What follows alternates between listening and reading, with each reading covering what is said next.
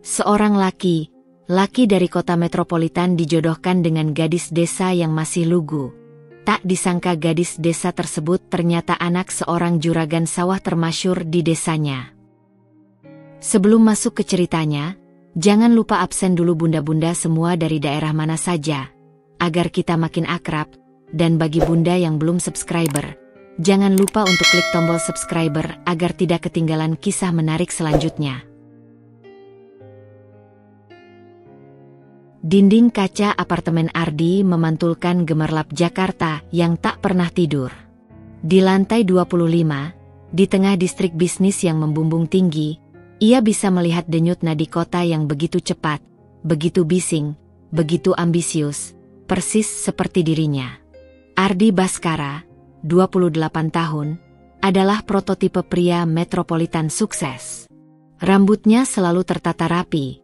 Kemejanya tak pernah lepas dari merek-merek ternama, dan di pergelangan tangannya melingkar jam tangan mahal yang menjadi penanda status.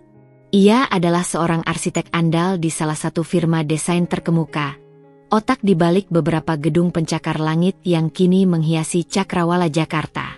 Proyek terbarunya, sebuah kompleks apartemen vertikal di Bilangan Selatan, baru saja mendapat pujian dari klien dan kolega. Namun, di balik fasad kesuksesan itu, ada sepi yang tak terucap. Malam itu, alih-alih merayakan capaiannya, Ardi justru berdiri di depan jendela, segelas single malt di tangan, pandangannya kosong menatap lampu-lampu di bawah. Ada kekosongan yang tak bisa diisi oleh proyek miliaran rupiah atau pujian dari bosnya. Hidupnya terasa seperti robot, bangun, bekerja, rapat, makan malam bisnis, tidur, dan mengulanginya lagi. Hubungan asmaranya, bagaikan kilat, datang dan pergi tanpa meninggalkan jejak yang berarti. Wanita-wanita yang ia kenal di lingkup sosialnya tak pernah benar-benar memahami gejolak dalam dirinya. Atau mungkin ia yang terlalu sibuk untuk benar-benar membuka diri. Ponselnya bergetar, menampilkan nama Mama. Ardi menghela napas. Ini bukan panggilan biasa. Ia tahu betul apa yang akan dibicarakan. "Halo, MA," sahut Ardi. Suaranya berusaha terdengar santai. "Ardi, kamu sibuk?" "Mama mau bicara serius." Suara ibunya terdengar lembut namun tegas, tidak memberi ruang untuk penolakan. "Ada apa, MA?" "Biasa, lagi di apartemen, habis revisi desain," jawab Ardi, mencoba mengalihkan perhatian. "Ini soal perjodohanmu," kata ibunya langsung, tanpa basa-basi. "Calonmu sudah ada. Kami sudah bertemu keluarganya, dan dia gadis yang sangat baik. Santun, cantik, dan dari keluarga terpandang." Jantung Ardi serasa mencelos. Perjodohan. Kata itu selalu terngiang seperti mantra kuno yang tak bisa ia lepaskan. Sejak ia berusia 25, orang tuanya gencar sekali mencari calon yang sesuai untuknya. Menurut mereka, Ardi sudah terlalu lama melajang dan harus segera menikah.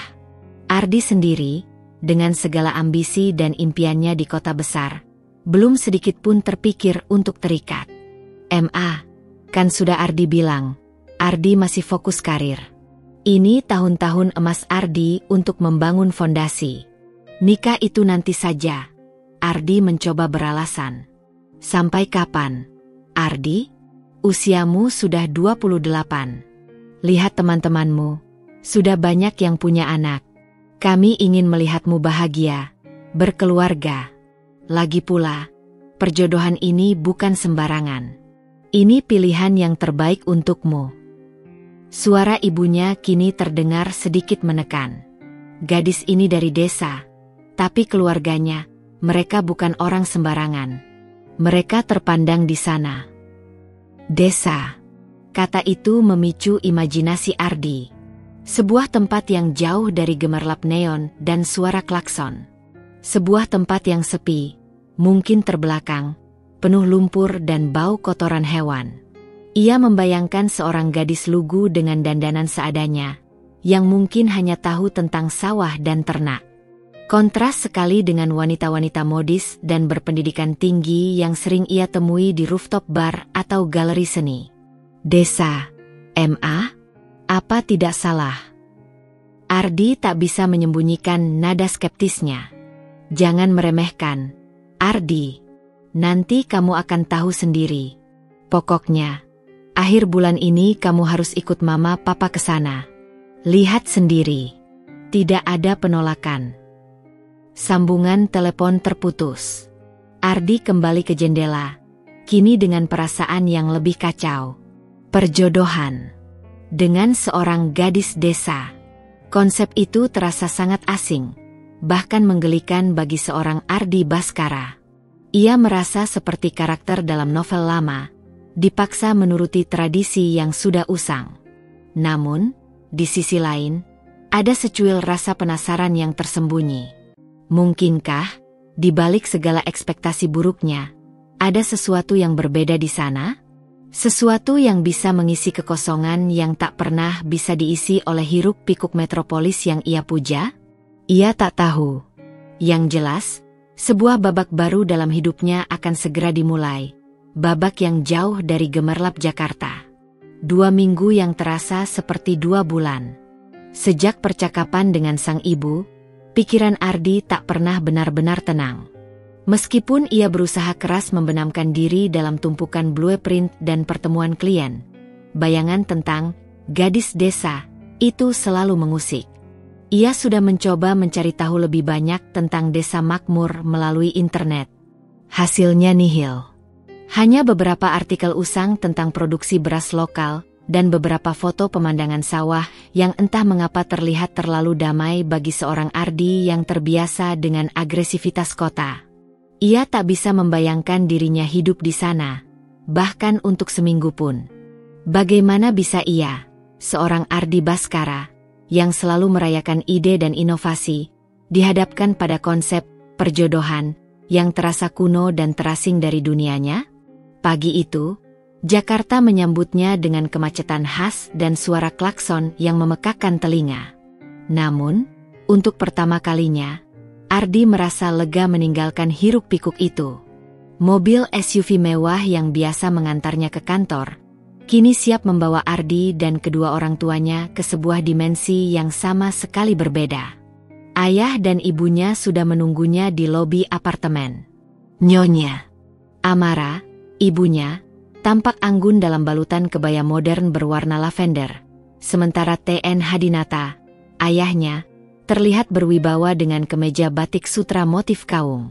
Wajah mereka memancarkan kegembiraan dan harapan yang mendalam, membuat Ardi merasa sedikit bersalah dengan segala prasangka buruknya. "Sudah siap, Di?" tanya ayahnya dengan senyum penuh arti. Ardi hanya mengangguk kaku, mencoba menyembunyikan kegelisahan yang menggerogoti ulu hatinya. Ia menyematkan earphone ke telinga, memutar daftar putar musik jazz kontemporer favoritnya, berharap bisa menciptakan sekat antara dirinya dan kenyataan yang akan ia hadapi. Namun, melodi yang biasanya menenangkan itu kini terasa hambar. Perjalanan itu panjang dan melelahkan. Setelah berjam-jam menembus kepadatan jalan tol, pemandangan mulai berubah drastis. Gedung-gedung beton bertingkat perlahan digantikan oleh rumah-rumah sederhana dengan halaman yang dipenuhi pohon mangga atau rambutan. Ruko-ruko modern beralih menjadi warung-warung kecil yang menjual hasil bumi. Udara yang semula pengap dan berpolusi kini terasa lebih segar, dengan aroma tanah basah dan dedaunan yang terbawa angin. Ardi yang terbiasa dengan visual kota yang tajam dan teratur, kini dihadapkan pada keindahan yang lebih organik, lebih liar. Ia melihat hamparan sawah yang hijau membentang sejauh mata memandang, diselingi gubuk-gubuk petani yang berdiri kokoh di tengahnya.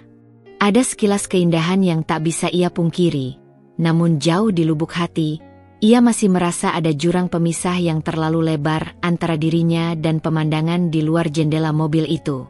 "Nah, Ardi, sebentar lagi kita sampai." Suara ayahnya memecah lamunannya. "Ini desa makmur, desa asal keluarga ibumu." Ardi melirik keluar. Mereka kini memasuki jalan yang lebih sempit, Beberapa bagian masih berupa tanah berbatu, namun tertata rapi. Rumah-rumah penduduk sebagian besar berarsitektur tradisional Jawa, dengan kayu jati mendominasi. Ada anak-anak kecil yang bermain layangan di lapangan, dan beberapa pria tua duduk di bangku panjang di teras rumah, menyeruput kopi sambil mengobrol santai. Senyum dan sapaan ramah dilemparkan kepada mobil mereka, seolah mereka sudah dikenal. Atmosfernya begitu kontras dengan anonimitas Jakarta. Di sini, setiap orang tampak saling mengenal, saling sapa, dan hidup dalam irama yang lebih lambat, lebih manusiawi. Mobil melambat dan akhirnya berhenti di depan sebuah gerbang kayu besar yang kokoh, dengan ukiran tradisional yang rumit dan indah. Di baliknya, terlihat sebuah rumah joglo yang megah namun hangat, terbuat dari kayu jati berwarna coklat tua yang mengkilap, dengan genteng tanah liat merah kecoklatan. Halamannya yang luas dipenuhi berbagai macam tanaman hias, pohon buah-buahan yang rindang, dan bunga-bunga berwarna-warni yang mekar dengan subur. Di salah satu sudut halaman, gemericik air dari kolam ikan menambah nuansa damai. Ardi terperangah. Ini bukanlah gubuk reot yang ia bayangkan. Ini adalah sebuah kediaman yang menunjukkan kemapanan, bahkan kemewahan, yang jauh berbeda dari imajinasinya tentang desa. Tak lama, seorang pria parubaya muncul dari dalam rumah, dengan senyum ramah yang tulus. Kulitnya sawo matang terbakar matahari, namun wajahnya memancarkan kehangatan dan kebaikan. Ia mengenakan baju koko putih dan sarung kotak-kotak. "Assalamualaikum, Mas Hadinata, Mbak Amara." Sapanya dengan suara bariton yang dalam, lantas memeluk ayah Ardi erat. "Alhamdulillah, sudah sampai. Perjalanan lancar, kan?" "Waalaikumsalam, Karto. Lancar, alhamdulillah," jawab ayah Ardi sambil menepuk punggung pria itu. "Ini dia Ardi, putraku. Sudah besar ya."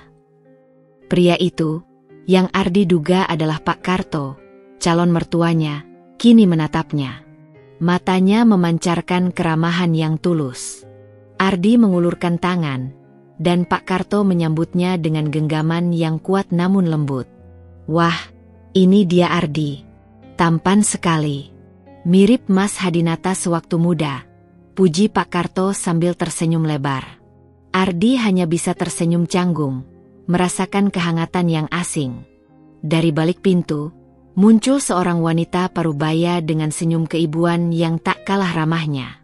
Ia mengenakan kebaya katun sederhana dan selendang batik. "Mari masuk, Mas Hadinata, Mbak Amara. Jangan sungkan," ajak wanita itu, Bu Lastri, calon ibu mertua Ardi. Aroma kopi hitam dan gorengan pisang yang baru matang mulai memenuhi udara, mengundang selera. Mereka dipersilakan duduk di ruang tamu yang luas, dengan kursi-kursi kayu jati berukiran indah. Obrolan hangat segera terjalin antara kedua orang tua Ardi dan Pak Karto serta Bu Lastri. Mereka membicarakan masa lalu, kabar kerabat, dan tentu saja, tentang persiapan perjodohan ini. Ardi mencoba mengikuti alur pembicaraan, namun sebagian besar perhatiannya tertuju pada pintu dapur. "Anggun sedang di belakang, sebentar lagi kemari," kata Bu Lastri sambil menuangkan teh hangat ke cangkir berlukiskan bunga. Jantung Ardi berdesir. Anggun. Nama itu terasa begitu sederhana, namun kini ia penasaran, seperti apa wajah di balik nama itu? Apakah ia akan secanggih rumah ini? Atau sesederhana namanya? Tak lama kemudian, pintu dapur terbuka lagi. Seorang gadis muda muncul, membawa nampan berisi camilan tambahan. Rambutnya hitam legam, panjang sepinggang, dan terurai bebas. Kulitnya sawo matang bersih, dengan pipi merona alami yang membuat Ardi terpaku. Ia mengenakan kebaya sederhana berwarna hijau lumut dengan motif sulaman bunga, yang serasi dengan warna kulitnya dan memancarkan aura ketenangan. Gerakannya luwes dan anggun saat meletakkan nampan di meja. Kemudian, ia menyalami orang tua Ardi dengan sopan, menunduk hormat. Saat tiba gilirannya menyalami Ardi, mata mereka bertemu. Ardi merasakan sengatan listrik yang halus, sebuah sensasi yang tak pernah ia alami sebelumnya. Mata gadis itu jernih, memancarkan kejujuran dan ketulusan yang mendalam, sekaligus sedikit rasa malu. Bibirnya yang penuh mengulas senyum tipis, menunjukkan barisan gigi yang rapi. Ia lugu, ya, tapi bukan dalam arti bodoh atau terbelakang. Ia lugu dalam arti murni, belum terkontaminasi oleh kepalsuan dan ambisi yang sering ia jumpai di kota besar. "Ini Anggun, Di, calon istrimu," ucap ibunya, memecah keheningan yang terasa seperti ada dinding kaca di antara mereka. Ardi hanya bisa mengangguk, lidahnya terasa keluh. Seulas senyum tipis, mungkin lebih ke arah terkesima, terukir di bibirnya. Perjalanan panjang dari metropolis yang hiruk-pikuk ke titik nol ini, titik awal sebuah kehidupan baru, ternyata tidak hanya membawanya pada kejutan. Perjalanan ini membawanya pada sebuah pertemuan yang mungkin akan mengubah seluruh pandangannya tentang hidup, cinta, dan masa depan.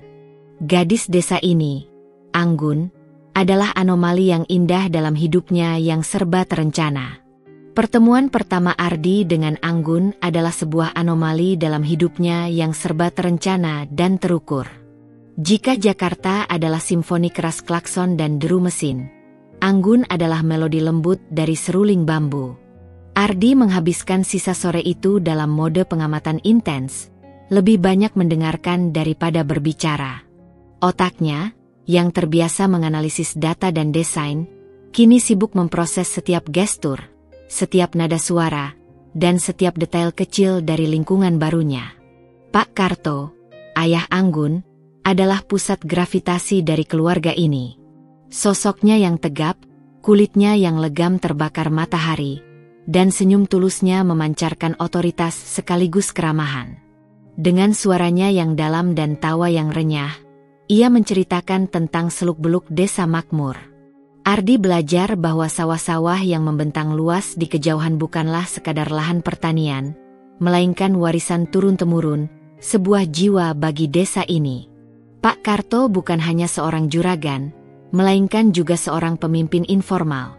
Kebijaksanaannya sering menjadi rujukan bagi warga desa yang datang meminta nasihat.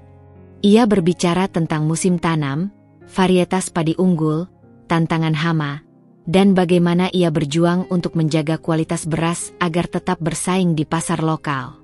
Ardi mendengarkan dengan saksama, mulai menyadari bahwa ada dunia yang sangat kompleks di balik kesederhanaan pedesaan yang ia bayangkan. Anggun, di sisi lain, lebih banyak diam, sesekali tersenyum atau menambahkan detail kecil yang melengkapi cerita ayahnya, menunjukkan bahwa ia juga sangat memahami seluk-beluk dunia pertanian itu. Namun, dalam diamnya itu, Ardi menemukan pesona yang tak terduga. Ia memperhatikan bagaimana Anggun bergerak dengan luwes dan efisien di dapur, menyiapkan hidangan makan malam sederhana namun lezat. Gerakan tangannya saat memotong sayuran, saat menuang air, atau saat menyajikan piring, semuanya tampak alami dan penuh ketenangan. Kontras dengan wanita-wanita metropolitan yang sering ia temui, yang cenderung terburu-buru, penuh tuntutan, dan terkadang terlihat canggung di dapur. Makan malam disajikan di sebuah meja panjang yang terbuat dari kayu jati tua, berat, dan mengkilap. Hidangannya sangat sederhana, nasi hangat pulen yang baru matang, sayur lodeh dengan kuah santan kental dan aroma rempah yang harum, ayam goreng bumbu kuning yang empuk, tempe mendoan hangat dengan sambal kecap pedas, dan tak lupa semangkuk besar sambal terasi yang menggugah selera. Entah mengapa, Ardi merasa itu adalah makanan paling nikmat yang pernah ia santap seumur hidupnya. Mungkin bukan karena rasa yang kompleks, melainkan karena kesederhanaan, ketulusan, dan kehangatan yang terpancar dari setiap suapan. Ia, yang terbiasa dengan hidangan fine dining di restoran-restoran mewah Jakarta, kini menemukan kebahagiaan sejati dalam sepiring nasi dengan lauk pauk rumahan yang dimasak dengan cinta. Ia bahkan tak ragu untuk menambah nasi 2 kali, membuat Bu Lastri tersenyum senang. Setelah makan malam, orang tua Ardi dan orang tua Anggun melanjutkan obrolan santai di teras depan, di bawah langit yang bertabur bintang, ditemani suara jangkrik dan aroma bunga melati. Ardi ingin mencari cara untuk berinteraksi lebih dekat dengan Anggun. Kesempatan itu datang ketika Anggun meminta izin untuk membereskan meja makan. "Tidak usah repot-repot, Mas Ardi, biar saya saja," kata Anggun dengan nada lembut, sedikit terkejut saat Ardi menawarkan bantuan. Ada rona merah tipis di pipinya. "Tidak apa-apa, saya juga sering membantu di rumah." Ardi berbohong dengan lancar, padahal ia jarang sekali menyentuh pekerjaan rumah tangga di apartemennya. Yang ia inginkan hanyalah waktu berdua, untuk mengenal lebih jauh sosok yang tiba-tiba mendominasi pikirannya ini. Di dapur, suasana terasa lebih akrab. Anggun mulai mencuci piring dengan cekatan, sementara Ardi mengeringkan dan menatanya di rak. Sesekali, tangan mereka bersentuhan, dan Ardi bisa merasakan pipinya sedikit menghangat. Jantungnya berdebar pelan, sebuah sensasi yang aneh tapi menyenangkan. "Kamu tidak kuliah, Gun?" tanya Ardi, mencoba membuka percakapan yang lebih pribadi. Ia merasa sedikit canggung, tidak tahu harus memulai dari mana. Anggun tersenyum tipis, menatapnya sekilas sebelum kembali fokus pada piring yang ia cuci. "Kuliah, Mas Ardi. Dulu ambil jurusan pertanian di universitas terdekat. Tidak sampai selesai." Ardi sedikit terkejut. Dugaan awalnya tentang Anggun yang mungkin tidak berpendidikan tinggi ternyata salah besar. "Kenapa tidak dilanjutkan?" tanyanya, penasaran. Anggun menghela napas pelan. "Bapak sakit parah waktu itu, Mas. Hampir setahun Bapak tidak bisa beraktivitas seperti biasa. Tidak ada yang bisa mengurus sawah dan usaha lainnya dengan maksimal. Jadi, saya memutuskan untuk berhenti kuliah dan membantu Bapak. Rasanya lebih penting membantu keluarga saat itu." Nada suaranya terdengar tulus, tanpa sedikit pun penyesalan. Ardi menatapnya, kekaguman mulai tumbuh dalam dirinya. Gadis ini bukan hanya cantik dan santun, ia juga memiliki rasa tanggung jawab yang besar dan berani berkorban untuk keluarganya. Sebuah sifat yang sangat langka di dunia Ardi yang serba individualistis. "Jadi, sekarang kamu yang mengurus semua sawah Bapak?" Ardi mencoba membayangkan betapa beratnya tugas itu. Anggun mengangguk. "Tidak semua, Mas. Ada mandor dan banyak pekerja. Saya hanya membantu mengawasi operasional, membuat catatan keuangan, merencanakan tanam, dan kadang ikut turun langsung ke sawah kalau ada hal penting, misalnya saat panen atau saat ada serangan hama. Kan, tidak mungkin hanya mengandalkan laporan saja." Ia tertawa kecil, suara tawa yang renyah dan jujur. "Mungkin Mas Ardi tidak akan percaya kalau melihat saya pakai caping dan berkubang lumpur." Ardi ikut tersenyum. Bayangan Anggun dengan caping dan lumpur di sekujur tubuhnya justru terasa menarik, bahkan mempesona. Itu adalah sisi lain dari dirinya yang ingin ia kenal. Sisi yang jauh dari glamor kota, namun begitu otentik dan nyata. "Aku Ardi. Kamu bisa panggil aku Mas Ardi," kata Ardi, mencoba mempererat suasana. "Iya, Mas Ardi," jawab Anggun, suaranya lembut, menyebut namanya dengan intonasi yang terdengar baru dan unik di telinga Ardi. "Selamat datang di desa makmur. Semoga betah." Malam itu, Ardi berbaring di kamar tamu yang disiapkan untuknya. Kamar itu sederhana namun sangat bersih dan nyaman, dengan ranjang kayu jati dan jendela besar yang menghadap ke halaman belakang. Aroma khas pedesaan, campuran tanah basah, embun, dan aroma masakan yang masih samar, masuk melalui jendela yang terbuka.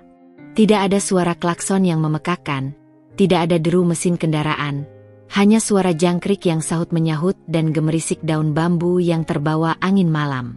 Ia seharusnya merasa tidak nyaman, terasing, bahkan mungkin ingin segera kembali ke apartemennya. Namun, entah mengapa, ada ketenangan yang merayapi dirinya, sebuah kedamaian yang belum pernah ia rasakan di tengah gemerlap Jakarta. Pikiran Ardi kembali pada Anggun. Gadis desa yang lugu ini, dengan tatapan tulus dan senyum malu-malu, ternyata memiliki kedalaman, kekuatan, dan kecerdasan yang tak terduga. Ia berpendidikan, bertanggung jawab, dan memiliki pesona alami yang unik. Ardi, yang awalnya datang dengan prasangka buruk, kini mulai merasa tertarik, terkejut, bahkan terpikat. Perjodohan ini, yang ia kira akan menjadi mimpi buruk atau sekadar formalitas yang harus ia jalani, mungkin saja adalah awal dari sesuatu yang lebih baik, sesuatu yang lebih otentik, sesuatu yang ia butuhkan tanpa ia sadari.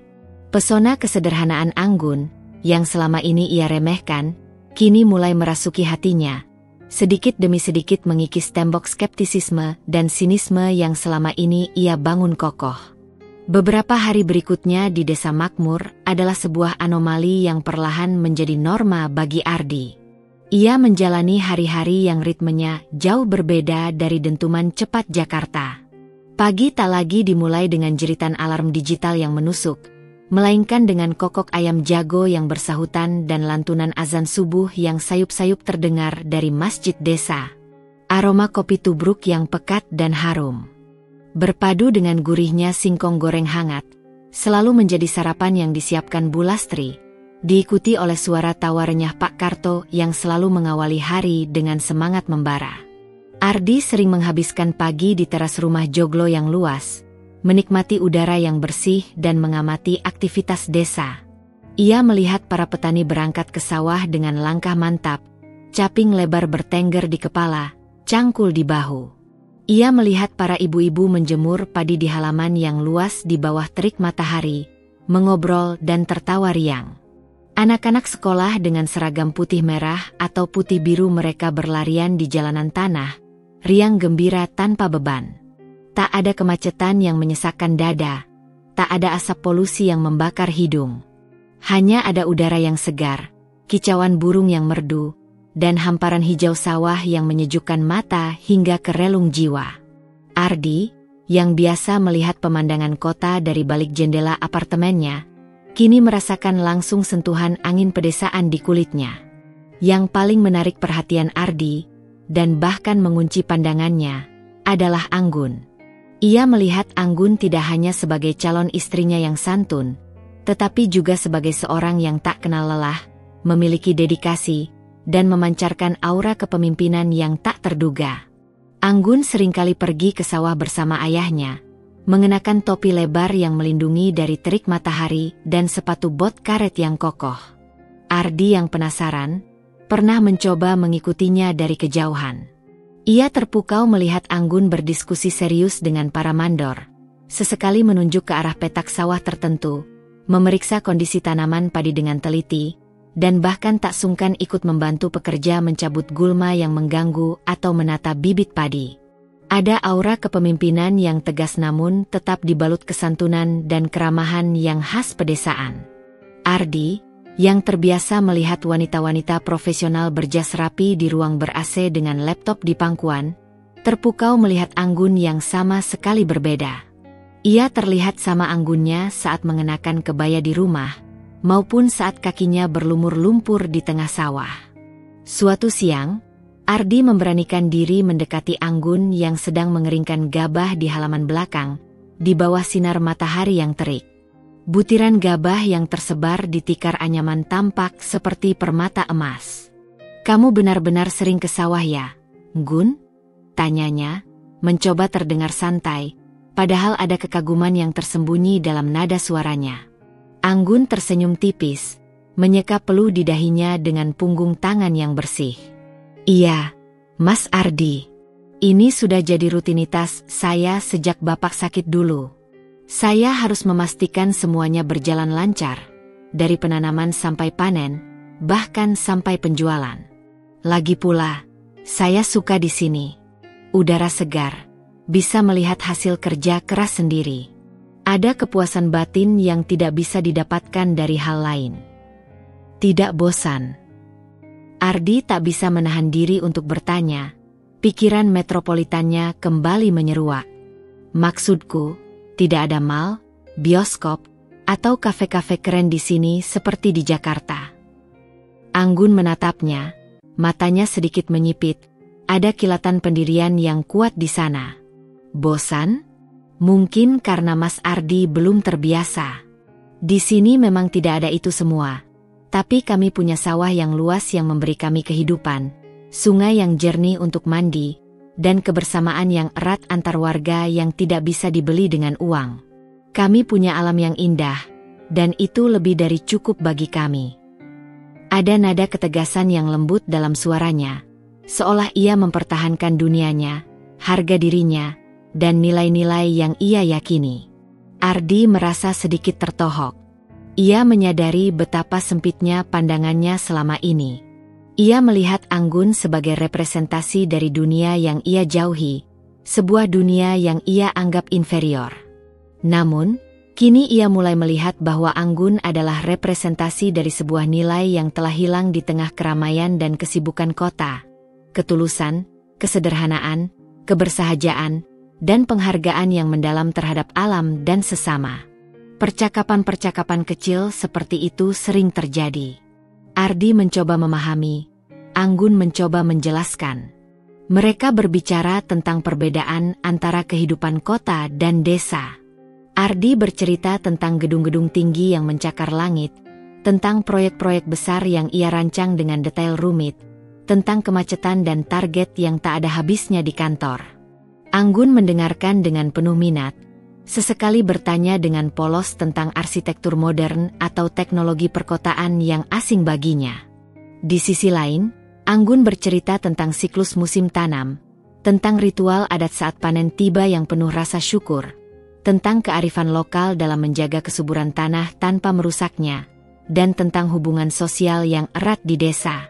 Ardi, yang biasa berbicara tentang beton, baja, dan deadline, kini mendengarkan tentang padi, pupuk kompos, dan gotong royong.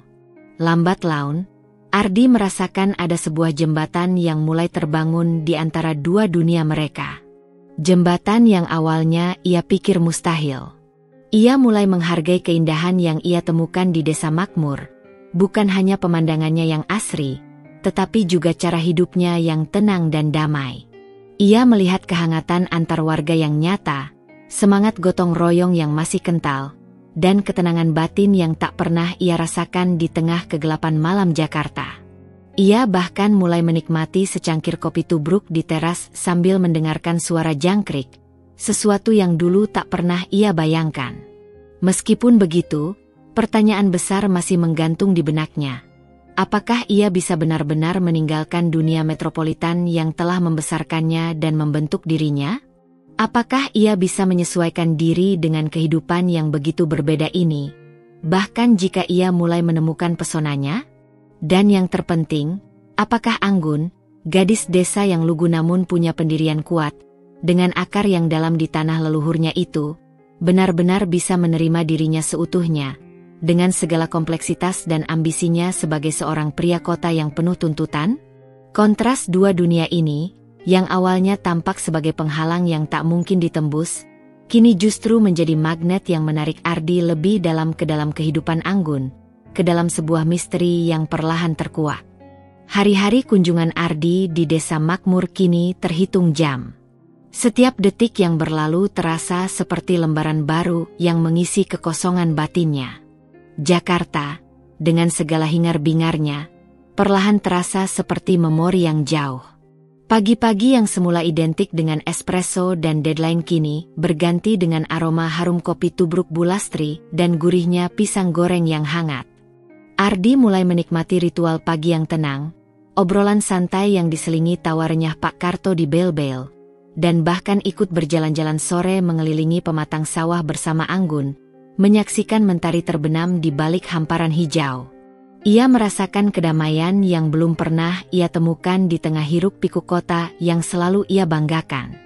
Rasa tertarik yang Ardi rasakan pada Anggun kini telah berkembang menjadi sesuatu yang jauh lebih dalam.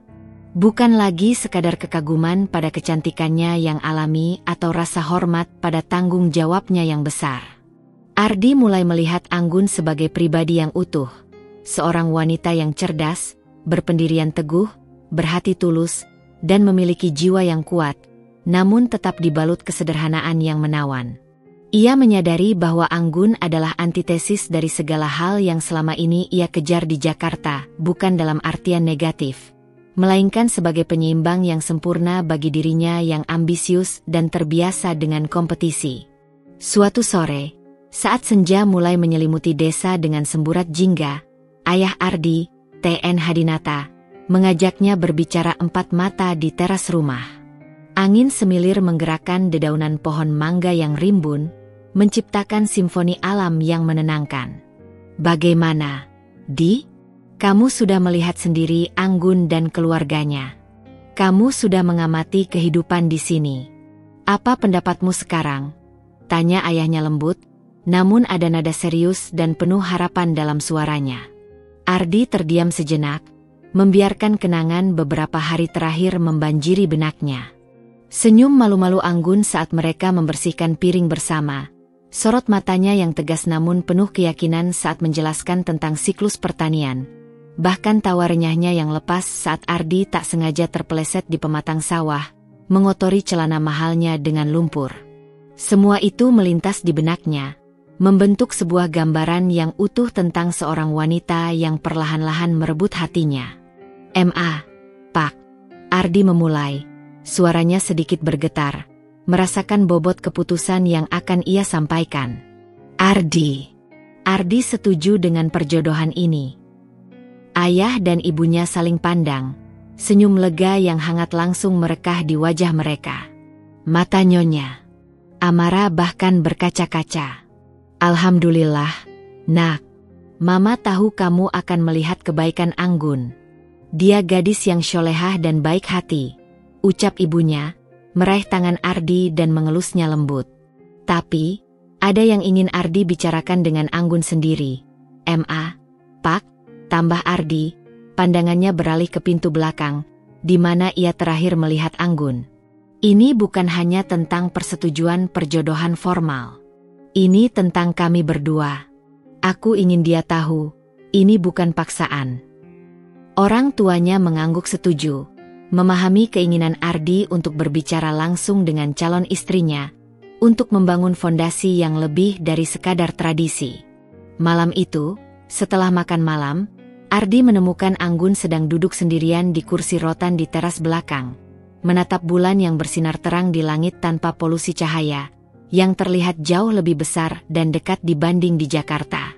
Ardi menghampirinya, merasakan detak jantungnya sendiri berdegup lebih kencang dari biasanya. Aroma melati dari kebun belakang tercium semerbak, menambah romansa alami suasana. Ia duduk di samping Anggun, menjaga jarak yang nyaman, namun hatinya terasa begitu dekat. "Nggun," panggil Ardi, suaranya lebih lembut dan sedikit gugup. Ia menoleh, menatap Ardi dengan tatapan bertanya. Bola matanya yang jernih memantulkan cahaya rembulan. Aku ingin bicara tentang kita," Ardi memulai, berusaha menenangkan dirinya. "Orang tuaku dan orang tuamu sudah menyetujui pernikahan ini. Dan aku juga." Ardi menarik napas dalam-dalam, mengumpulkan keberaniannya. "Aku juga setuju, Nggun. Aku bersedia menikahimu." Anggun menunduk, pipinya merona merah di bawah cahaya rembulan, menyembunyikan ekspresinya. Ia tidak langsung menjawab, membuat Ardi cemas dan bertanya-tanya. Tapi, Ardi melanjutkan, ingin memastikan perasaannya tersampaikan dengan jelas. "Aku ingin kamu tahu, keputusanku ini bukan hanya karena perjodohan. Aku terkesan denganmu, Nggun. Aku kagum dengan cara pandangmu terhadap hidup, dengan kesederhanaanmu, dengan ketulusanmu. Aku merasakan sesuatu yang berbeda di sini, sesuatu yang belum pernah aku rasakan di Jakarta. Aku merasa tenang bersamamu. Ada kedamaian yang aku butuhkan, dan aku menemukannya saat bersamamu." Ardi berbicara dari hati, melupakan segala ambisinya sebagai arsitek metropolitan, melupakan segala citra diri yang ia bangun. Ia hanya ingin Anggun tahu perasaannya yang sesungguhnya, yang telah tumbuh secara organik. Anggun mengangkat kepalanya perlahan, menatap Ardi dengan mata berbinar. Ada senyum tipis di bibirnya yang merekah. Mas Ardi juga berbeda dari yang saya bayangkan, katanya dengan suara pelan dan lembut, namun jelas terdengar. Saya pikir Mas Ardi akan sombong dan tidak akan menghargai desa ini, atau bahkan saya. Tapi Mas Ardi ternyata sabar, mau belajar, mau mendengar, dan Mas Ardi baik hati. Sebuah senyum lega terukir di bibir Ardi. Beban yang selama ini ia pikul terasa terangkat. Jadi, kamu juga bersedia, Nggun? Anggun mengangguk pelan. Senyum tulus yang menghangatkan hati merekah sempurna di wajahnya. Insya Allah, saya bersedia, Mas Ardi. Saya percaya pada pilihan orang tua, dan saya juga merasakan hal yang baik saat bersama Mas Ardi. Malam itu, di bawah cahaya bulan purnama yang benderang, dengan suara jangkrik sebagai melodi pengiring, Ardi dan Anggun mengikrarkan hati mereka. Sebuah ikrar yang bukan hanya sekadar persetujuan atas sebuah perjodohan, melainkan sebuah penerimaan tulus dari dua jiwa yang berasal dari dunia yang kontras, namun kini menemukan keselarasan. Ardi memandang langit yang bertabur bintang, jauh lebih banyak daripada yang pernah ia lihat di Jakarta. Ia merasa seperti baru menemukan rumah yang sebenarnya, bukan dalam bentuk bangunan beton, melainkan dalam hati seorang gadis desa yang sederhana namun luar biasa, yang memiliki kekuatan untuk menenangkan jiwanya yang resah. Sebuah babak baru, bukan hanya dalam hubungan mereka, melainkan juga dalam hidup Ardi, telah resmi dimulai. Setelah Ardi kembali ke Jakarta, gemerlap metropolitan yang semula ia rindukan kini terasa sedikit hambar. Sebagian dari dirinya seolah tertinggal di desa makmur, terikat pada senyum tulus Anggun dan kedamaian alam yang ia rasakan. Namun, ia harus kembali pada realitas, pekerjaan, proyek-proyek yang menanti, dan yang terpenting, persiapan pernikahan. Awalnya, semua berjalan sesuai rencana. Komunikasi antara keluarga Ardi yang modern dan mapan di Jakarta, dengan keluarga Anggun yang terpandang namun kental tradisi di desa, berjalan mulus. Orang tua Ardi, sebagai bentuk penghormatan dan kemurahan hati, mengirimkan hadiah-hadiah mahal. Mulai dari perhiasan hingga perlengkapan rumah tangga terbaru. Keluarga Anggun membalasnya dengan hasil bumi terbaik dari sawah mereka, beras pulen berkualitas tinggi, buah-buahan segar, dan kerajinan tangan yang dibuat oleh warga desa. Ada rasa antusiasme yang tumbuh di kedua belah pihak, seolah dua dunia ini bisa bersatu tanpa hambatan. Ardi sendiri sering menelepon Anggun. Pembicaraan mereka memang masih seputar kabar sehari-hari. Ardi menceritakan progres proyeknya, tantangan desain, dan hiruk-pikuk Jakarta. Anggun bercerita tentang perkembangan sawah, musim panen yang mendekat, atau kegiatan gotong royong di desa. Ada kehangatan yang tak bisa ia pungkiri setiap kali panggilan berakhir. Ardi mulai membayangkan kehidupan barunya, sebuah rumah di desa yang asri, jauh dari bisingnya kota. Bayangan itu terasa menenangkan, bahkan membahagiakan. Namun, di balik semua kebahagiaan dan optimisme itu, bibit-bibit konflik mulai tumbuh, bukan dari masalah besar, melainkan dari hal-hal kecil yang tak terduga. Perbedaan tradisi dan ekspektasi. Gesekan pertama muncul saat membicarakan konsep pernikahan. Sebuah topik yang Ardi anggap remeh namun ternyata sangat fundamental bagi Anggun. Untuk pernikahan nanti, kita akan adakan di Hotel Bintang 5 di Jakarta, Nggun. Aku sudah punya kenalan wedding organizer terbaik, mereka bisa mewujudkan pernikahan impian, ujar Ardi suatu sore di telepon, penuh semangat dan keyakinan akan pilihannya. Konsepnya modern, minimalis, elegan. Aku akan siapkan semuanya. Kamu tidak perlu repot. Cukup datang dan jadi pengantin tercantik. Ada jeda sejenak dari ujung telepon, keheningan yang terasa sedikit canggung. Ardi bisa membayangkan Anggun berpikir keras di seberang sana. Di desa kami, Mas Ardi, pernikahan biasanya diadakan di rumah mempelai wanita.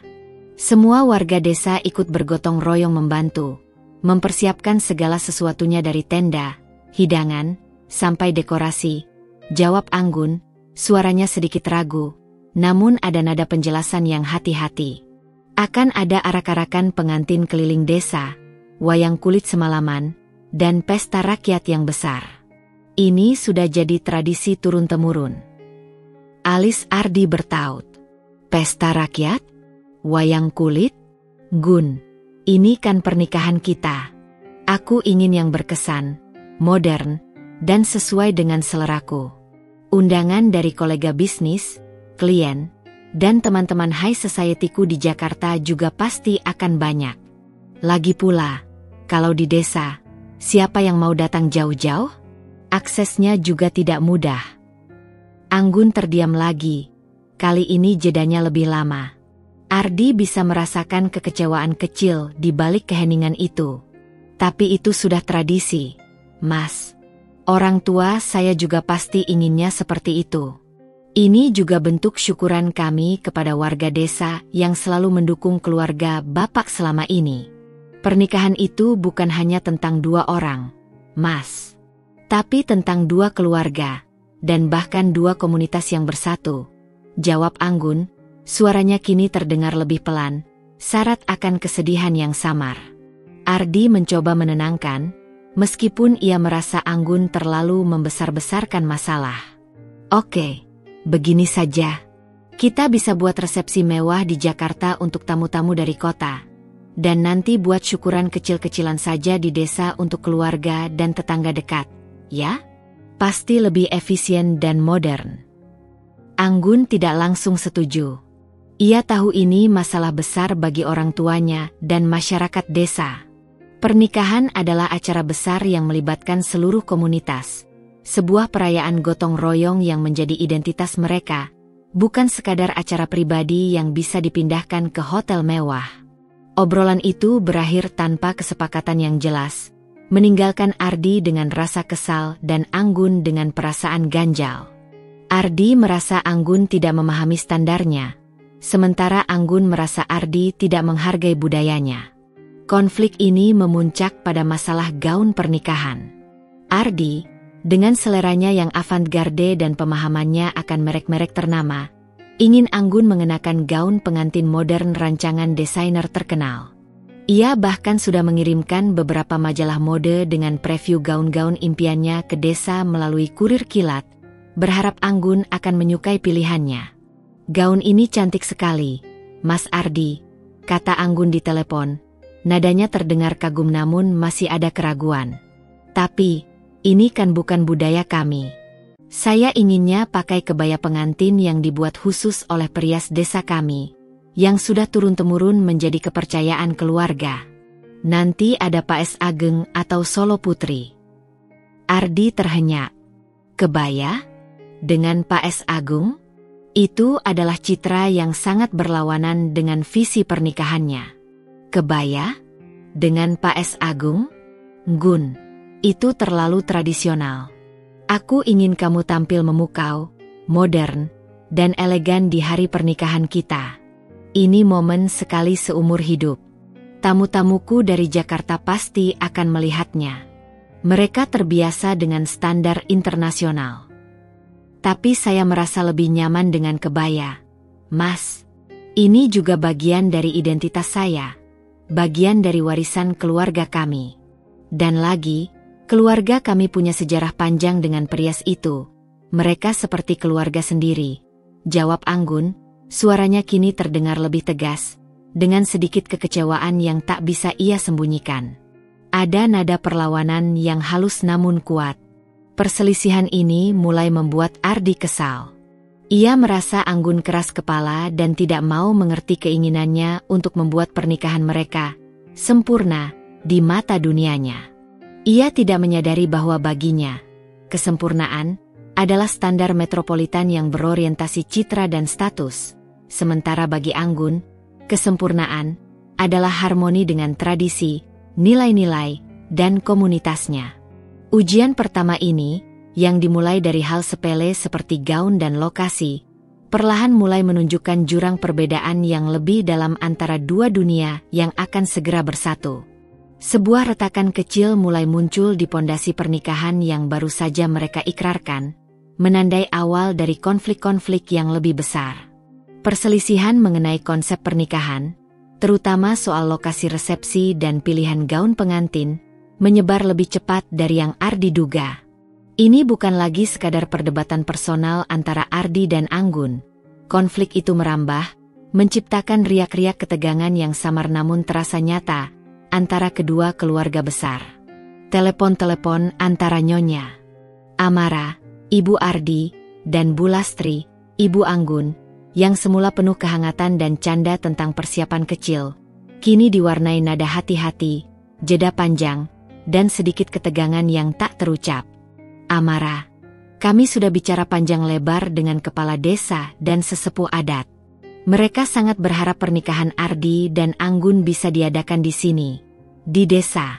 Ini kehormatan besar bagi kami, apalagi mengingat betapa dihormatinya keluarga Mas Hadinata, ujar Bu Lastri suatu kali, mencoba menyampaikan keinginan itu dengan sehalus mungkin, namun dengan keyakinan yang tak tergoyahkan. Lastri, kami juga sudah membicarakan ini dengan kolega-kolega Hadinata dan kerabat di Jakarta. Pernikahan putra kami satu-satunya, tentu harus yang terbaik dan paling representatif. Mereka kan orang-orang penting, tidak mungkin kami minta jauh-jauh ke desa yang aksesnya kurang memadai. Biarlah di Jakarta saja, yang modern dan mudah diakses. Semua fasilitas sudah lengkap, balas Nyonya Amara, tak kalah tegas. Suaranya mengandung implikasi tentang standar sosial yang harus mereka jaga. Setiap argumen memiliki bobotnya sendiri, berakar pada nilai-nilai yang begitu berbeda. Bagi keluarga Ardi, yang telah lama berkecimpung di lingkungan bisnis dan sosialita metropolitan, pernikahan ini adalah simbol status sosial mereka. Ini adalah pameran kemewahan, modernitas, dan kesuksesan yang harus mencerminkan posisi mereka di mata rekan bisnis, klien, dan masyarakat Jakarta. Mereka membayangkan ballroom hotel mewah, catering kelas atas, dan dekorasi yang minimalis elegan ala barat. Sebaliknya, bagi keluarga Anggun, pernikahan ini adalah perayaan tradisi, ikatan komunitas, dan rasa syukur. Sebuah bentuk syukuran yang melibatkan seluruh desa, menghormati leluhur, dan memperkuat tali persaudaraan yang telah terjalin lama. Mereka membayangkan pesta rakyat di lapangan desa, dengan tenda-tenda sederhana namun meriah, hidangan tradisional yang dimasak gotong royong, arak-arakan pengantin keliling desa, dan pertunjukan wayang kulit semalam suntuk sebagai bagian dari doa restu kepada alam dan nenek moyang. Ardi sendiri mulai merasakan tekanan yang mencekik dari kedua arah. Di Jakarta, di kantornya yang serba modern, teman-temannya di firma arsitek seringkali menggodanya dengan nada mengejek. Jadi, nikah sama gadis desa? Nanti pestanya pakai organ tunggal di lapangan dan makan sate keliling. Sindir Hendra, salah satu rekan kerjanya, dengan tawa renyah yang terdengar nyinyir. Jangan sampai klien penting kita hadir terus kaget. Ardi hanya bisa membalas dengan senyum paksa, namun dalam hatinya, ia merasa gengsinya tercoreng.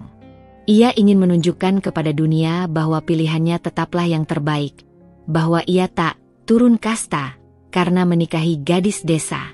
Ia mulai merasa malu membayangkan Anggun mengenakan kebaya tradisional yang kuno di acara besar di Jakarta, di mana semua mata akan menilai.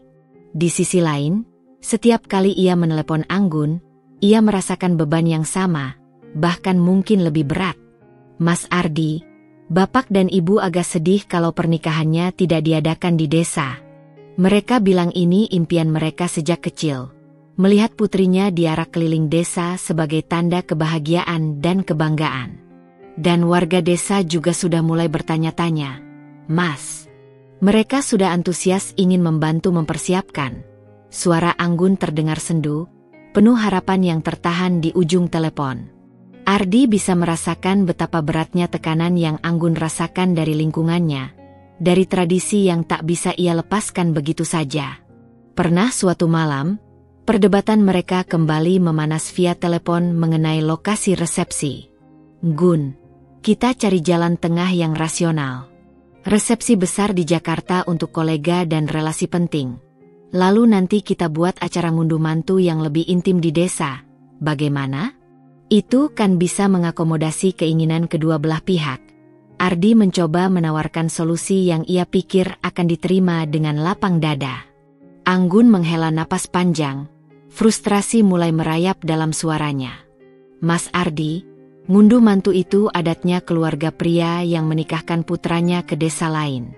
Kami inginnya Mas Ardi yang ngunduh mantu di desa kami. Ikut dalam tradisi kami. Bukan kami yang datang ke kota untuk resepsi yang tidak sesuai dengan adat. Dan lagi, acara di desa itu lebih dari sekadar pesta, Mas.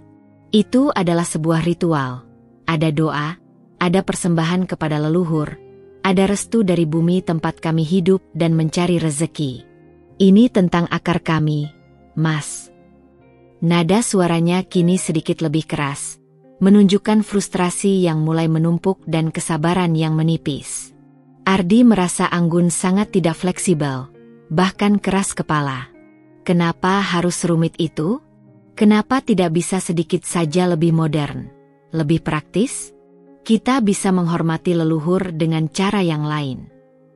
Dan kenapa harus semewah itu, Mas? Kenapa tidak bisa sedikit saja lebih menghargai tradisi yang sudah turun-temurun dan keberadaan kami sebagai orang desa? Balas Anggun, suaranya terdengar putus asa, seolah Ardi tidak pernah benar-benar mencoba memahami. Perdebatan ini tidak pernah menemukan titik temu, selalu berakhir di jalan buntu. Ardi yang terbiasa dengan efisiensi, target, dan keputusan cepat di pekerjaannya, kini dihadapkan pada tatanan nilai yang berbeda, yang mengutamakan harmoni, komunitas, dan tradisi di atas segalanya. Ia mulai merasa frustrasi, bahkan marah. Kecantikan dan kesederhanaan Anggun yang awalnya memikat, kini terasa seperti belenggu yang mengikatnya pada sebuah dunia yang ia anggap kuno, yang memperlambat laju kehidupannya. Ardi mulai meragukan apakah ia dan Anggun, dengan perbedaan yang begitu mendalam dan fundamental ini, benar-benar bisa membangun rumah tangga yang harmonis. Konflik ini, yang berakar pada perbedaan budaya yang tampaknya remeh, mulai mengikis lapisan demi lapisan pesona awal yang ia rasakan terhadap Anggun, bahkan menumbuhkan benih kekecewaan yang pahit. Debat-debat tiada akhir mengenai tradisi versus modernitas mulai mengikis lapisan demi lapisan romantisme awal yang terbangun begitu indah antara Ardi dan Anggun. Percakapan telepon yang dulu diwarnai canda dan tawa renyah, kini seringkali berakhir dengan keheningan panjang, napas yang tertahan, atau bahkan nada frustrasi yang tersembunyi, seolah ada dinding tak terlihat yang perlahan mulai memisahkan mereka. Ardi mulai merasa lelah dengan perdebatan yang tak kunjung usai, seakan-akan ia harus berjuang untuk sesuatu yang seharusnya menjadi momen bahagia. Bagi seorang yang terbiasa dengan keputusan cepat, pragmatis, dan berorientasi hasil di Jakarta, sikap Anggun yang begitu kukuh mempertahankan tradisi terasa sangat menghambat, bahkan kuno. Gun, apakah tidak ada sedikit pun ruang untuk kompromi? Sedikit saja, demi kelancaran semuanya, tanya Ardi suatu malam, suaranya terdengar letih, beban pekerjaan dan masalah pernikahan menumpuk di pundaknya. Ia baru saja selesai rapat dengan klien penting yang menuntut desain paling inovatif dan futuristik. Dan kini ia dihadapkan pada inovasi yang berbeda. Sebuah tradisi yang sudah berabad-abad, yang terasa asing dan kaku baginya. Kompromi itu seharusnya dari kedua belah pihak. Mas Ardi, jawab Anggun, suaranya tenang namun ada getaran ketegasan yang Ardi tak bisa bantah. Ia bisa merasakan Anggun berbicara sambil menahan emosi. Saya sudah mencoba memahami keinginan Mas Ardi untuk resepsi di Jakarta, dengan segala kemewahannya. Tapi, apakah Mas Ardi sudah mencoba memahami keinginan Mas Ardi untuk resepsi di Jakarta, dengan segala kemewahannya? Tapi, apakah Mas Ardi sudah mencoba memahami betapa pentingnya pernikahan ini bagi keluarga kami dan bagi seluruh warga desa kami? Ini bukan hanya acara pribadi, Mas. Ini adalah bentuk syukuran kami, bentuk penghargaan kami kepada leluhur dan komunitas. Ardi terdiam. Ia tahu Anggun benar. Ia belum sepenuhnya mencoba memahami. Ia hanya melihat dari kacamata dunianya yang terbiasa dengan rasionalitas dan efisiensi, mengabaikan dimensi emosional dan spiritual dari tradisi. Ia hanya memikirkan bagaimana citra dirinya akan terlihat di mata rekan-rekannya, tanpa memedulikan bagaimana perasaan Anggun dan keluarganya. Ini bukan hanya tentang gaun atau tempat, Mas. Ini tentang penghargaan. Penghargaan terhadap orang tua saya yang sudah membesarkan saya dengan nilai-nilai ini, terhadap tradisi yang sudah mengakar, dan terhadap warga desa yang sudah menganggap saya seperti keluarga sendiri. Lanjut Anggun, suaranya kini terdengar sedikit bergetar, seolah menahan air mata yang hampir jatuh. Saya tidak ingin orang tua saya merasa tidak dihargai, Mas. Mereka sudah berjuang seumur hidup untuk menjaga martabat keluarga dan desa ini. Mereka hanya ingin melihat putrinya menikah dengan restu penuh dari semua yang mereka cintai. Kata-kata Anggun menusuk hati Ardi, menyentuh relung yang jarang ia sentuh. Ia menyadari bahwa ia terlalu fokus pada gengsinya, pada apa yang akan dipikirkan rekan-rekannya di Jakarta, sampai melupakan esensi yang lebih dalam dari sebuah pernikahan, penyatuan dua hati, dua keluarga, dan dua budaya. Ia mulai merasa egois dan picik. Namun, di tengah perasaan bersalah itu, muncul pula rasa kesal yang tak terhindarkan. Ardi merasa seperti dipaksa memilih. Ia mencintai Anggun, itu ia yakini. Ia juga mulai menikmati ketenangan di desa, sebuah pelarian dari kepenatan kota. Tapi, bagaimana dengan ambisinya yang membara? Bagaimana dengan identitasnya sebagai arsitek metropolitan yang selalu ingin maju, modern, dan diakui? Apakah ia harus mengubur semua itu, mengesampingkan jati dirinya, demi sebuah pernikahan yang kental tradisi dan menuntut penyesuaian total? Pertanyaan itu berputar-putar di kepalanya tanpa jawaban. Konflik ini juga mulai terlihat secara fisik, saat Ardi datang ke desa beberapa hari sebelum pernikahan untuk membantu persiapan. Seharusnya, momen-momen ini menjadi waktu yang menyenangkan, di mana ia bisa lebih dekat dengan calon istrinya dan keluarganya. Namun, Ardi justru merasa seperti orang asing yang kikuk dan tidak berguna. Ia melihat Anggun berinteraksi dengan mudah dan luwes dengan para tetangga, tertawa lepas saat bergotong royong membersihkan pekarangan rumah, atau saat memilih bahan-bahan untuk seserahan adat. Anggun tampak begitu menyatu dengan lingkungannya, sebuah bagian tak terpisahkan dari denyut nadi desa. Ardi, di sisi lain, merasa canggung, tangannya yang terbiasa dengan mouse komputer dan pensil desain, terasa kaku saat harus memegang sapu lidi atau mengangkat karung beras. Mas Ardi, tolong angkat karung gabah ini, ya. Hati-hati berat. Pinta seorang tetangga dengan senyum ramah, menunjuk sebuah karung gabah yang cukup besar.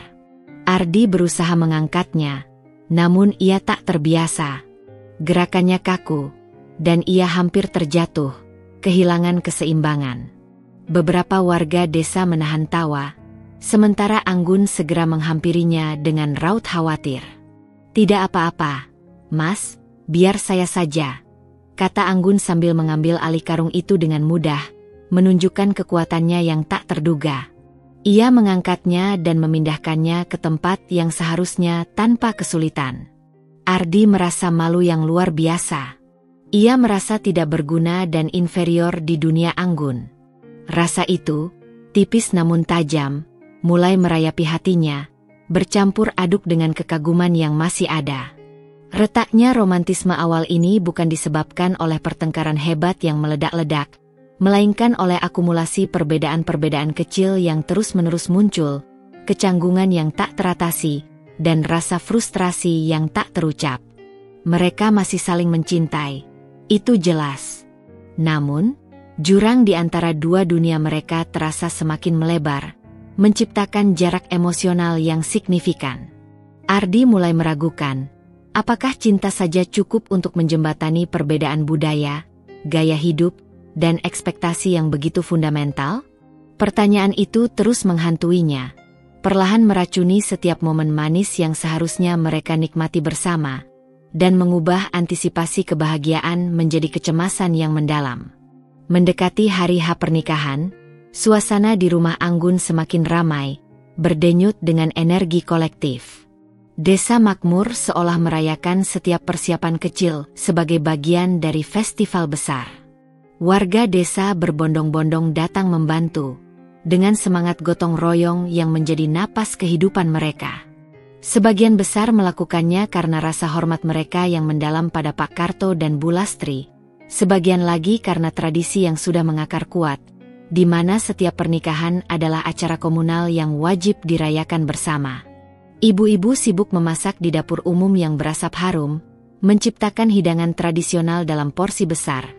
Para pria mendirikan tenda-tenda luas dengan tiang bambu dan mendekorasi dengan janur kuning yang indah, sementara anak-anak berlarian riang di halaman, menjadi saksi bisu persiapan yang meriah. Ardi, dengan segala kemampuannya sebagai arsitek yang terbiasa mengatur proyek besar, mencoba untuk ikut membantu. Namun, ia justru merasa seperti orang asing yang kikuk. Gerakannya kaku, tak secekatan atau seefisien warga desa yang sudah terbiasa dengan pekerjaan fisik. Seringkali, ia salah dalam memahami instruksi atau kebiasaan lokal yang terkesan tak tertulis. Ia merasa seperti robot yang salah program di tengah keramaian yang organik. Suatu pagi yang terik, saat Ardi sedang mencoba membantu menata kursi kayu berat di bawah tenda, salah seorang paman Anggun, yang bertubuh besar dan punya suara lantang bagaikan petir, menghampirinya sambil tertawa terbahak-bahak. "Wah, Den Ardi, kok cuma pegang satu kursi? Angkat yang banyak sekalian. Nanti kalah sama Anggun itu, dia kuat loh. Sering angkat karung beras puluhan kilo," katanya sambil menepuk punggung Ardi dengan keras. Saking kerasnya Ardi sedikit terhuyung. Ardi berusaha keras tersenyum, namun ia merasakan panas menjalar di pipinya, tak hanya karena terik matahari, melainkan karena rasa malu yang membakar. Ia tahu paman Anggun hanya bercanda, sebuah bentuk keakraban khas pedesaan, namun perkataan itu terasa seperti tamparan yang telak. Ia merasa diremehkan, kelemahannya sebagai pria kota yang terbiasa dengan kemudahan dan kenyamanan terekspos jelas di depan mata semua orang yang melihat. Anggun yang melihat kejadian itu, dengan sigap segera mendekat. "Tidak apa-apa, Mas Ardi, biar saya yang lanjutkan. Mas istirahat dulu saja, atau bantu yang lain yang lebih ringan," ucapnya lembut, seolah memahami rasa malu Ardi yang begitu besar. Perhatian Anggun itu, alih-alih menenangkan, justru membuat Ardi semakin merasa inferior. Ia merasa tidak bisa menjadi pelindung, tulang punggung, atau bahkan sekadar pria yang diandalkan bagi Anggun di lingkungan ini. Seolah-olah, Anggunlah yang lebih kuat, lebih mandiri, lebih tahu segalanya, dan lebih cakap di desa ini. Perasaan ini, perlahan-lahan menggerogoti harga dirinya. Kesalahpahaman lain muncul saat mereka membahas susunan acara pernikahan yang akan datang. Ardi, dengan visi modernnya, ingin ada sesi foto pra-pernikahan, pre-wedding, yang profesional di lokasi-lokasi indah di desa, dengan konsep modern yang artistik dan cerita. "Gun, kita bisa sewa fotografer dari Jakarta. Aku sudah bicara dengan mereka. Mereka spesialis outdoor. Bisa buat konsep yang artistik di tengah sawah yang hijau, atau di sungai yang jernih itu, atau di hutan bambu. Pasti hasilnya spektakuler," usul Ardi penuh semangat, membayangkan portofolio barunya. Anggun mengernyitkan dahi, ekspresinya menunjukkan kebingungan sekaligus keraguan.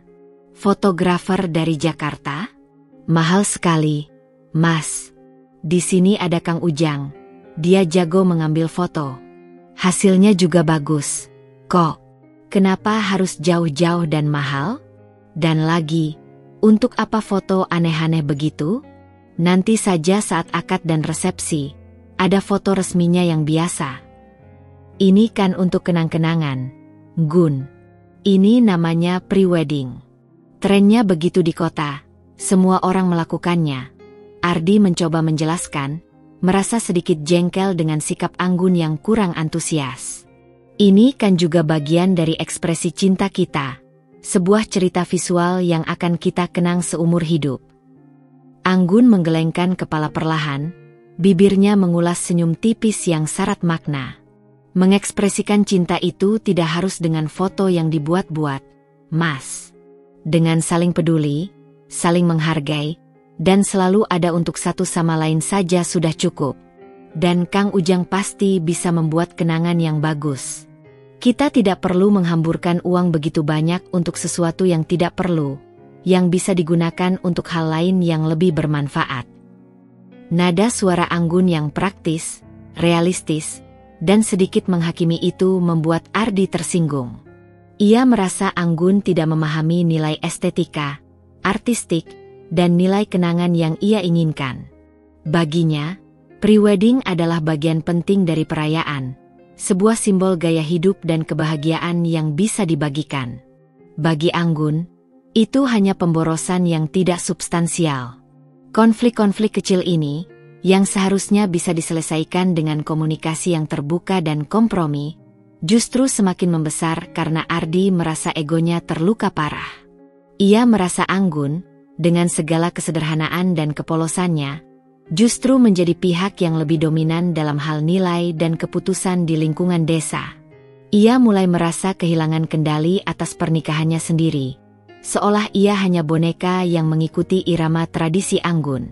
Kamu ini selalu saja begitu, Nggun. Aku hanya ingin yang terbaik untuk kita, sesuatu yang berkesan dan modern. Kenapa kamu selalu ingin yang sederhana, yang seadanya saja? Apa kamu tidak ingin tampil sempurna di hari pernikahan kita? Ardi akhirnya meledak. Frustrasi yang terpendam keluar begitu saja dalam nada suara yang keras. Anggun menatapnya dengan mata terkejut, ekspresinya menunjukkan keterkejutan dan kesedihan yang mendalam, seolah tidak percaya Ardi akan berkata seperti itu. Yang terbaik itu apa, Mas? Yang terbaik itu menurut Mas Ardi?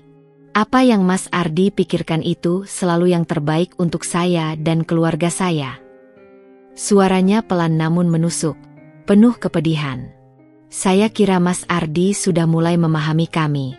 Tapi ternyata, Mas Ardi masih sama. Masih hanya memikirkan diri sendiri dan dunianya. Kata-kata Anggun bagaikan pisau yang mengiris hati Ardi. Ia tahu ia telah menyakiti Anggun, bahkan mungkin merobek kepercayaan yang mulai terbangun. Namun, di saat yang sama, ia merasa terpojok dan disudutkan.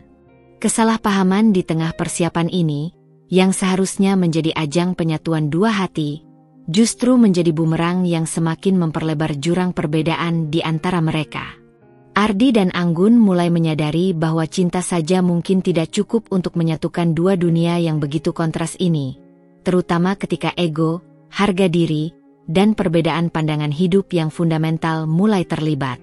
Sebuah keretakan yang lebih dalam mulai terlihat, mengancam fondasi pernikahan yang akan segera dilangsungkan. Malam sebelum hari pernikahan. Di desa makmur, udara seharusnya dipenuhi aroma melati dan getaran doa yang menenangkan. Suasana di rumah Anggun sebenarnya sudah riuh rendah dengan persiapan akhir yang mencapai puncaknya. Para ibu-ibu masih sibuk di dapur umum, asap kayu bakar mengepul dari tungku, memastikan semua hidangan untuk besok sudah siap sedia. Aromanya menguar hingga ke teras. Kaum pria dengan sigap mengecek sound system, menata ulang kursi-kursi, dan memasang lampu-lampu hias yang berkelap-kelip di area resepsi, menciptakan pemandangan yang meriah. Namun, di tengah keramaian dan antisipasi itu, ada ketegangan yang menggantung seperti awan mendung tebal antara Ardi dan Anggun. Sejak pertengkaran tentang konsep pre-wedding dan perkataan paman Anggun yang melukai egonya, komunikasi mereka menjadi dingin, formal, dan dipenuhi jarak tak terlihat. Ardi sering menyendiri di kamar tamu, berpura-pura sibuk dengan ponselnya, padahal ia hanya membolak-balik layar tanpa tujuan. Pikirannya dipenuhi rasa kesal dan bingung. Ia merasa terisolasi, seolah berada di pulau asing yang dihuni oleh orang-orang yang tidak ia pahami. Anggun, di sisi lain, tenggelam dalam kesibukan persiapan. Wajahnya selalu menampilkan senyum ramah kepada para warga. Namun Ardi bisa melihat sorot matanya yang seringkali tampak sendu dan lelah, memancarkan beban yang tak terucap. Puncaknya terjadi setelah Isya.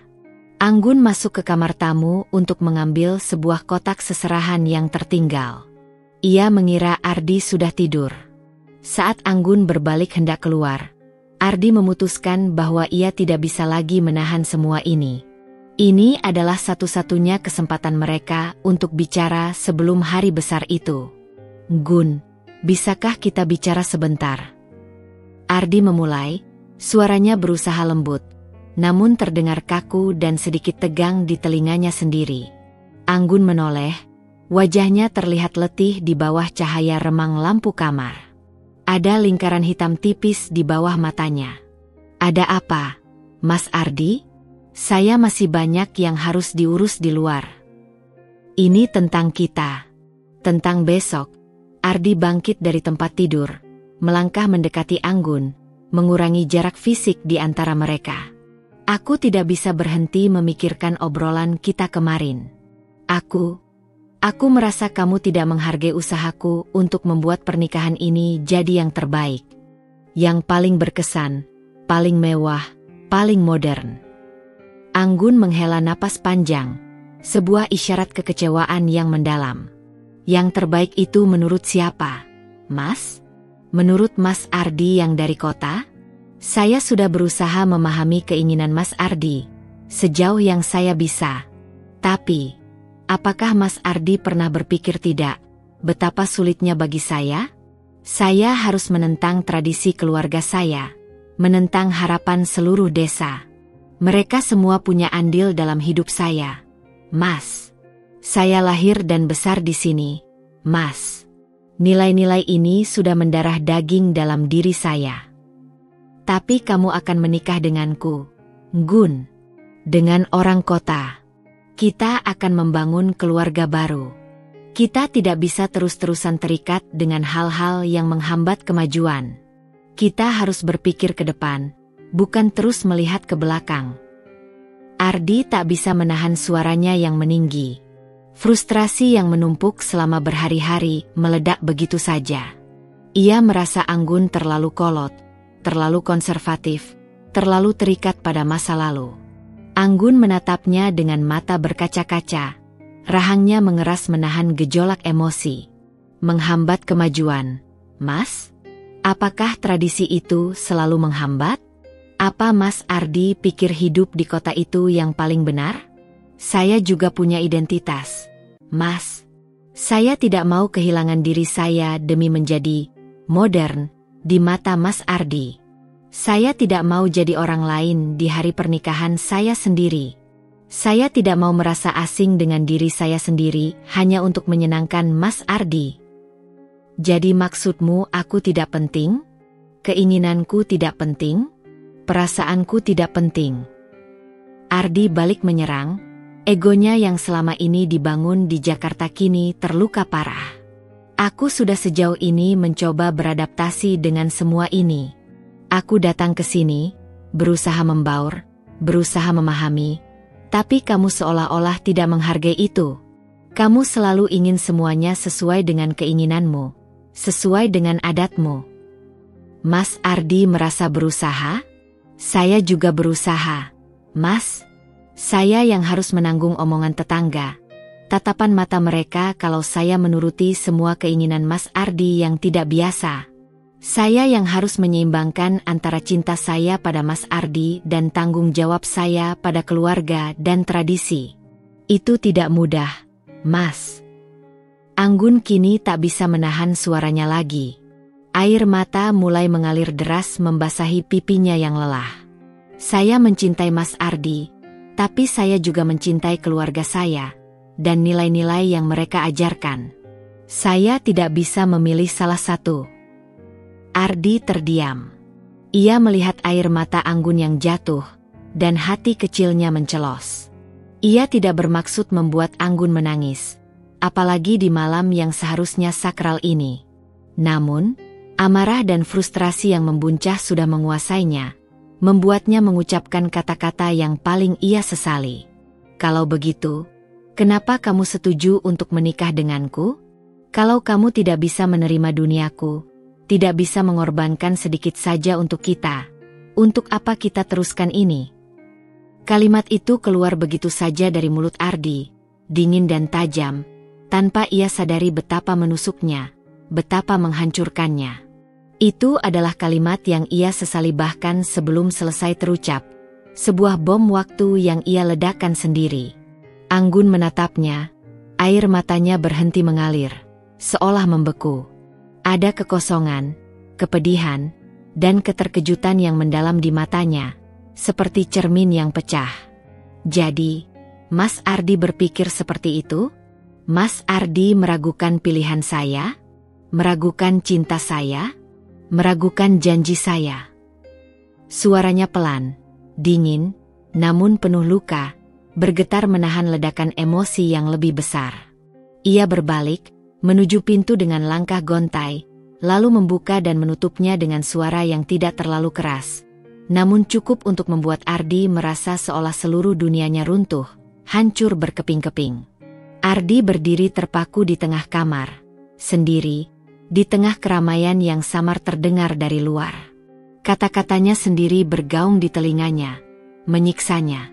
Malam sebelum hari H, mereka justru berada di titik terendah, di jurang perpecahan yang paling dalam. Romantisme yang semula mekar kini layu, tergantikan oleh dinding kesalahpahaman, ego, dan luka hati yang dalam. Pernikahan yang seharusnya menyatukan, kini justru terasa seperti jurang yang memisahkan mereka. Ia menatap keluar jendela, bulan bersinar terang benderang di atas desa yang tenang. Namun hatinya terasa gelap gulita. Apakah ini akhirnya? Apakah pernikahan ini akan terjadi? Atau akan berakhir bahkan sebelum dimulai, meninggalkan penyesalan yang tak terhingga? Pagi itu, udara desa makmur terasa dingin menusuk hingga ke tulang, membalut segala sesuatu dengan embun dan kabut tipis. Tidak ada lagi kokok ayam jago yang ceria seperti biasanya, atau tawa renyah Pak Karto yang selalu mengawali hari. Semuanya terasa beku, diselimuti oleh keheningan yang mencekam. Kontras sekali dengan riuh rendah persiapan yang masih samar-samar terdengar dari luar. Ardi terbangun dengan kepala pening dan mata yang berat. Sisa-sisa pertengkaran hebat semalam masih terasa pahit di lidahnya. Kata-kata kasarnya yang menusuk hati Anggun berulang kali terngiang, menusuk nuraninya seperti belati. Rasa sesal yang pekat mulai merayapi, namun ego dan kebingungan masih mencengkeram kuat, bercampur aduk dengan rasa lelah yang luar biasa. Ia tahu ini adalah hari pernikahannya. Hari yang seharusnya menjadi puncak kebahagiaan, perayaan cinta yang agung, dan awal dari kehidupan baru yang penuh harapan. Namun, yang ia rasakan hanyalah kehampaan, kecemasan yang menggerogoti, dan firasat buruk yang samar. Ardi beranjak dari tempat tidur, mengenakan pakaian adat yang sudah disiapkan, kemeja putih bersih, beskap hitam dengan sulaman benang emas, dan kain batik motif klasik, dengan gerakan mekanis, seperti robot yang dioperasikan tanpa jiwa. Ia mencoba menenangkan diri, berharap suasana hati Anggun sudah membaik, berharap mereka bisa melupakan sejenak konflik yang baru saja terjadi, setidaknya untuk hari ini. Di ruang tengah rumah joglo, suasana sudah ramai dengan kerabat dekat yang datang membantu Ardi bersiap. Mereka semua tersenyum, mengucapkan selamat, membetulkan sedikit letak kain batik Ardi, namun Ardi bisa merasakan ada sesuatu yang berbeda. Senyum-senyum itu tidak sehangat biasanya, terasa hambar.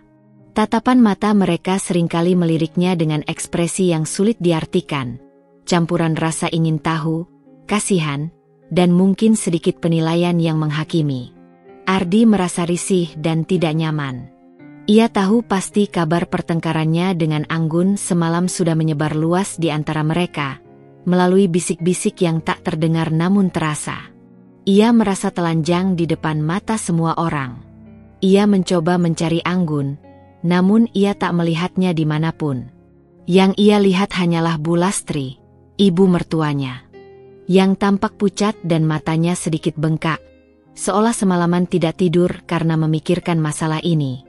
Bu Lastri menghampirinya, tersenyum tipis, namun senyum itu tidak sampai ke matanya yang memancarkan kesedihan. Anggun sudah siap, Nak Ardi. Dia menunggu di kamar pengantin, kata Bu Lastri, suaranya pelan dan bergetar, seolah menahan air mata. Ia memegang tangan Ardi, genggamannya terasa dingin. Semoga semua lancar ya, Nak. Ibu mohon, jaga Anggun baik-baik. Dia anak yang baik. Permohonan Bu Lastri yang tulus namun penuh beban itu terasa seperti batu besar yang tiba-tiba diletakkan di pundak Ardi. Ia mengangguk, namun hatinya terasa semakin tidak tenang, bergejolak antara penyesalan dan rasa takut. Ia melangkah menuju kamar pengantin, diiringi tatapan-tatapan dari kerabat yang seolah menginterogasi, menuntut penjelasan. Setiap langkah terasa berat, seperti menuju arena pertarungan yang tak terelakkan, bukan pelaminan yang dihiasi bunga. Saat ia membuka pintu kamar pengantin dengan perlahan, Ardi terdiam, napasnya tercekat.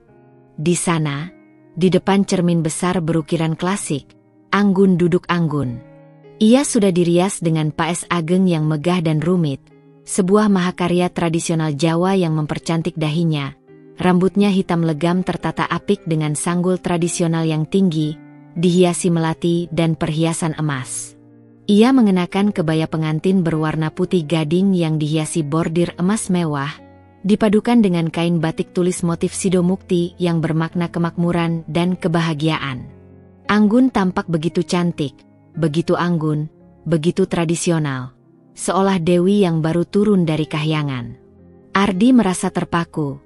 Ia tidak bisa mengalihkan pandangannya dari kecantikan yang murni, dipadukan dengan kemegahan adat Jawa, menciptakan aura yang luar biasa dan sakral. Namun, saat Ardi melihat pantulan mata Anggun di cermin, sesuatu dalam dirinya mencelos, hatinya serasa dicabik-cabik. Mata Anggun yang jernih itu tidak memancarkan kebahagiaan. Tidak ada binar gembira yang seharusnya ada di mata seorang pengantin wanita di hari besarnya. Yang ada hanyalah kekosongan, kepedihan yang mendalam, dan rasa hampa, seolah jiwanya sedang tidak berada di sana, terpisah dari raganya.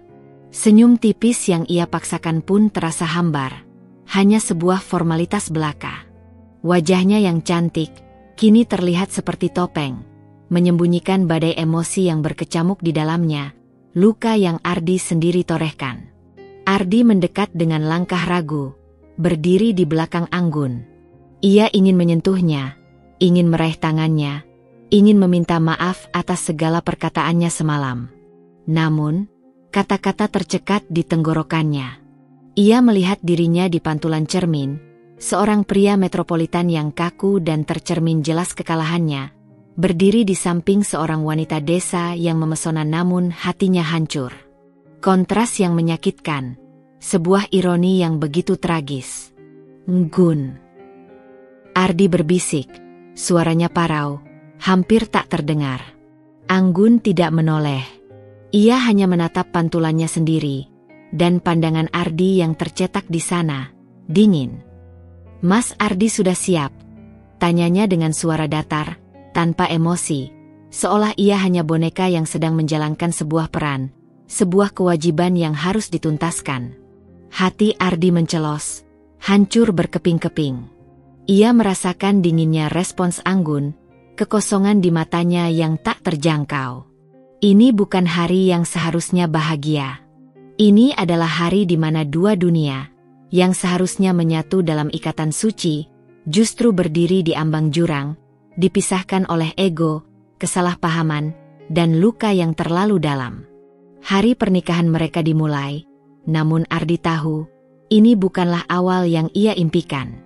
Ini adalah sebuah klimaks, di mana kebahagiaan seolah terenggut, digantikan oleh pertanyaan-pertanyaan berat tentang masa depan yang buram dan penyesalan yang tak terhingga. Upacara akad nikah berlangsung dengan hikmat di depan rumah joglo, disaksikan oleh kedua keluarga besar dan seluruh warga desa yang memadati area. Suara penghulu bergema, lantunan ayat suci mengisi udara, dan Ardi mengucapkan ijab kabul dengan suara yang berat namun jelas. Saya terima nikahnya Anggun binti Karto dengan mas kawin tersebut dibayar tunai. Kata-kata itu, yang seharusnya membawa kebahagiaan tak terhingga, kini terasa seperti janji yang kosong, melayang hampa di antara mereka. Ardi menatap Anggun. Anggun menatapnya kembali. Tidak ada senyum bahagia, tidak ada kilau di mata. Hanya ada tatapan kosong, seolah sepasang boneka yang sedang menjalani skenario. Tangan Anggun terasa dingin saat Ardi menggenggamnya untuk prosesi penyerahan mas kawin. Ia bisa merasakan tatapan mata ratusan pasang mata yang tertuju pada mereka, penuh harap dan penasaran. Mereka, orang-orang desa ini, melihat pernikahan ini sebagai simbol kebahagiaan dan kebersatuan, namun Ardi tahu, realitasnya sangat berbeda. Setelah akad, dilanjutkan dengan resepsi sederhana namun meriah di lapangan desa. Tenda-tenda berhiaskan janur kuning, hidangan tradisional yang melimpah, dan musik gamelan yang mengalun lembut. Di atas pelaminan, Ardi dan Anggun duduk berdampingan, menerima ucapan selamat dari para tamu. Ardi berusaha keras tersenyum, menyalami setiap tamu, mengucapkan terima kasih. Namun, senyumnya terasa kaku, seperti topeng yang ia kenakan. Ia sering melirik Anggun di sebelahnya. Anggun juga tersenyum, mengangguk, dan mengucapkan terima kasih kepada setiap tamu. Ia tampak sempurna dalam balutan kebaya dan riasan paes agengnya. Ia adalah gambaran pengantin Jawa yang anggun dan berwibawa. Namun, Ardi tahu, itu semua hanyalah pertunjukan. Matanya yang kosong, tangannya yang dingin, dan tawa yang tak pernah benar-benar sampai ke matanya. Semua itu adalah sinyal dari badai di dalam dirinya. Beberapa kali, Ardi mencoba memulai percakapan kecil. "Kamu capek, Gun? Atau, makan dulu sedikit?" Anggun hanya menjawab dengan anggukan atau jawaban singkat. Setiap upaya Ardi untuk menembus dinding yang terbangun di antara mereka terasa sia-sia. Hatinya perih. Ia merasa seperti kehilangan Anggun, bahkan sebelum mereka benar-benar memulai kehidupan bersama. Di tengah keramaian, Ardi melihat orang tuanya. Ibunya, Nyonya Amara, tersenyum lebar, tampak bangga dan lega melihat putranya akhirnya menikah. Ayahnya, TN Hadinata, juga tampak puas. Mereka mungkin tidak menyadari drama yang terjadi di balik senyum kaku kedua mempelai. Mereka hanya melihat bahwa tujuan mereka, menyatukan Ardi dengan gadis baik-baik, telah tercapai. Ardi melihat ke sekeliling. Warga desa tampak bahagia. Mereka menikmati hidangan, menari mengikuti alunan gamelan, dan bercengkrama dengan riang. Bagi mereka, ini adalah perayaan besar yang membawa kebahagiaan. Dan Anggun, sebagai bagian dari mereka, harus tetap tampil kuat dan bahagia, meskipun hatinya merana. Itulah beban yang ia pikul. Saat senja mulai turun, langit desa makmur dihiasi semburat oranye dan ungu. Lampu-lampu hias mulai menyala, menambah kehangatan suasana. Namun, kehangatan itu tidak sampai ke pelaminan. Ardi menatap Anggun sekali lagi. Anggun masih tersenyum, menyalami tamu terakhir yang datang. Tapi di balik senyum itu, Ardi melihat kerentanan yang mendalam, sebuah jiwa yang terluka. Ia tahu, kata-katanya semalam telah melukai Anggun begitu dalam hingga memudarkan kebahagiaan di hari terpenting mereka. Di atas pelaminan yang megah namun terasa hampa, di tengah pesta yang meriah namun terasa sunyi, Ardi menyadari bahwa ia telah memenangkan perdebatan tentang pernikahan tradisional atau modern. Namun ia telah kehilangan sesuatu yang jauh lebih berharga, senyum tulus Anggun, dan mungkin hati Anggun. Ini adalah puncak klimaks. Sebuah pernikahan yang dipaksakan atas dasar tradisi dan gengsi, kini terasa seperti neraka pribadi bagi Ardi dan Anggun. Pertanyaan besar menggantung di udara. Bisakah cinta yang sempat tumbuh kembali mekar di tengah puing-puing kesalahpahaman dan luka hati ini? Malam pertama Ardi dan Anggun sebagai suami istri di rumah joglo keluarga, Anggun terasa lebih dingin daripada suhu udara di luar. Meskipun aroma melati dari hiasan pengantin masih memenuhi kamar. Setelah semua tamu pulang, hiruk-pikuk perayaan mereda, dan suasana kembali sunyi, Rumah besar itu seolah menelan mereka berdua dalam keheningan yang canggung dan menusuk. Ini bukan keheningan yang nyaman. Ini adalah keheningan yang syarat beban, dipenuhi oleh kata-kata yang tak terucapkan dan luka yang belum sembuh. Ardi masuk ke kamar pengantin, yang kini telah didekorasi dengan untaian bunga melati segar dan kain putih bersih. Namun aura kebahagiaan itu terasa semu. Anggun sudah lebih dulu berada di sana, duduk mematung di pinggir tempat tidur, masih mengenakan kebaya pengantinnya yang mewah, namun riasan paes agengnya terlihat sedikit luntur di bawah matanya, menjadi saksi bisu air mata yang mengering. Tidak ada percakapan, tidak ada senyum yang tulus, bahkan kontak mata yang berarti. Ardi merasa tenggorokannya kering, kata-kata tercekat di kerongkongan. Ia ingin meminta maaf, ingin menjelaskan badai dalam benaknya, ingin menembus dinding es yang tiba-tiba muncul di antara mereka. Namun, beban dari pertengkaran semalam yang menyakitkan dan kekosongan yang terasa di pelaminan siang tadi masih terlalu berat. Ia memilih untuk pergi ke kamar mandi, membersihkan diri dari riasan pengantin yang terasa asing, dan mengganti pakaian adatnya dengan celana pendek dan kaos. Saat Ardi kembali, Anggun sudah berganti pakaian sederhana, sebuah daster batik yang nyaman dan tak terikat. Ia duduk menghadap jendela yang terbuka lebar, menatap kegelapan di luar yang hanya disinari rembulan dan kerlap-kerlip bintang. Bahunya tampak bergetar pelan. Samar-samar, Ardi mendengar isakan kecil. Ia tahu Anggun menangis dalam diam, namun ia tidak tahu harus berbuat apa.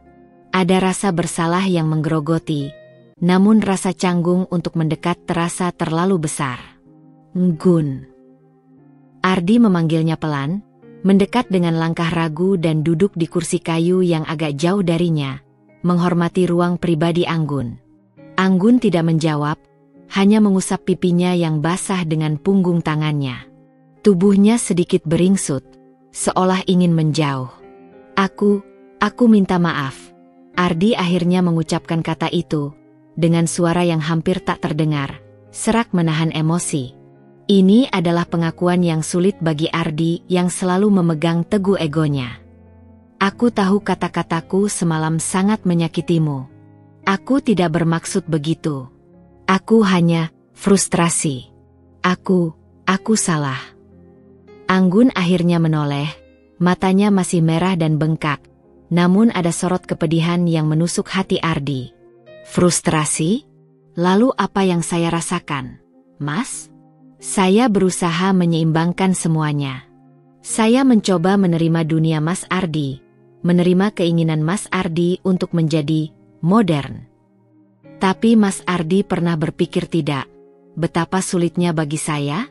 Saya harus menentang tradisi keluarga saya, menentang harapan seluruh desa yang sudah seperti keluarga sendiri. Saya lahir dan besar di sini, Mas. Nilai-nilai ini, cara hidup ini, sudah mendarah daging. Aku mengerti. Ardi menghela napas, rasa bersalah kian membebani. Aku terlalu egois.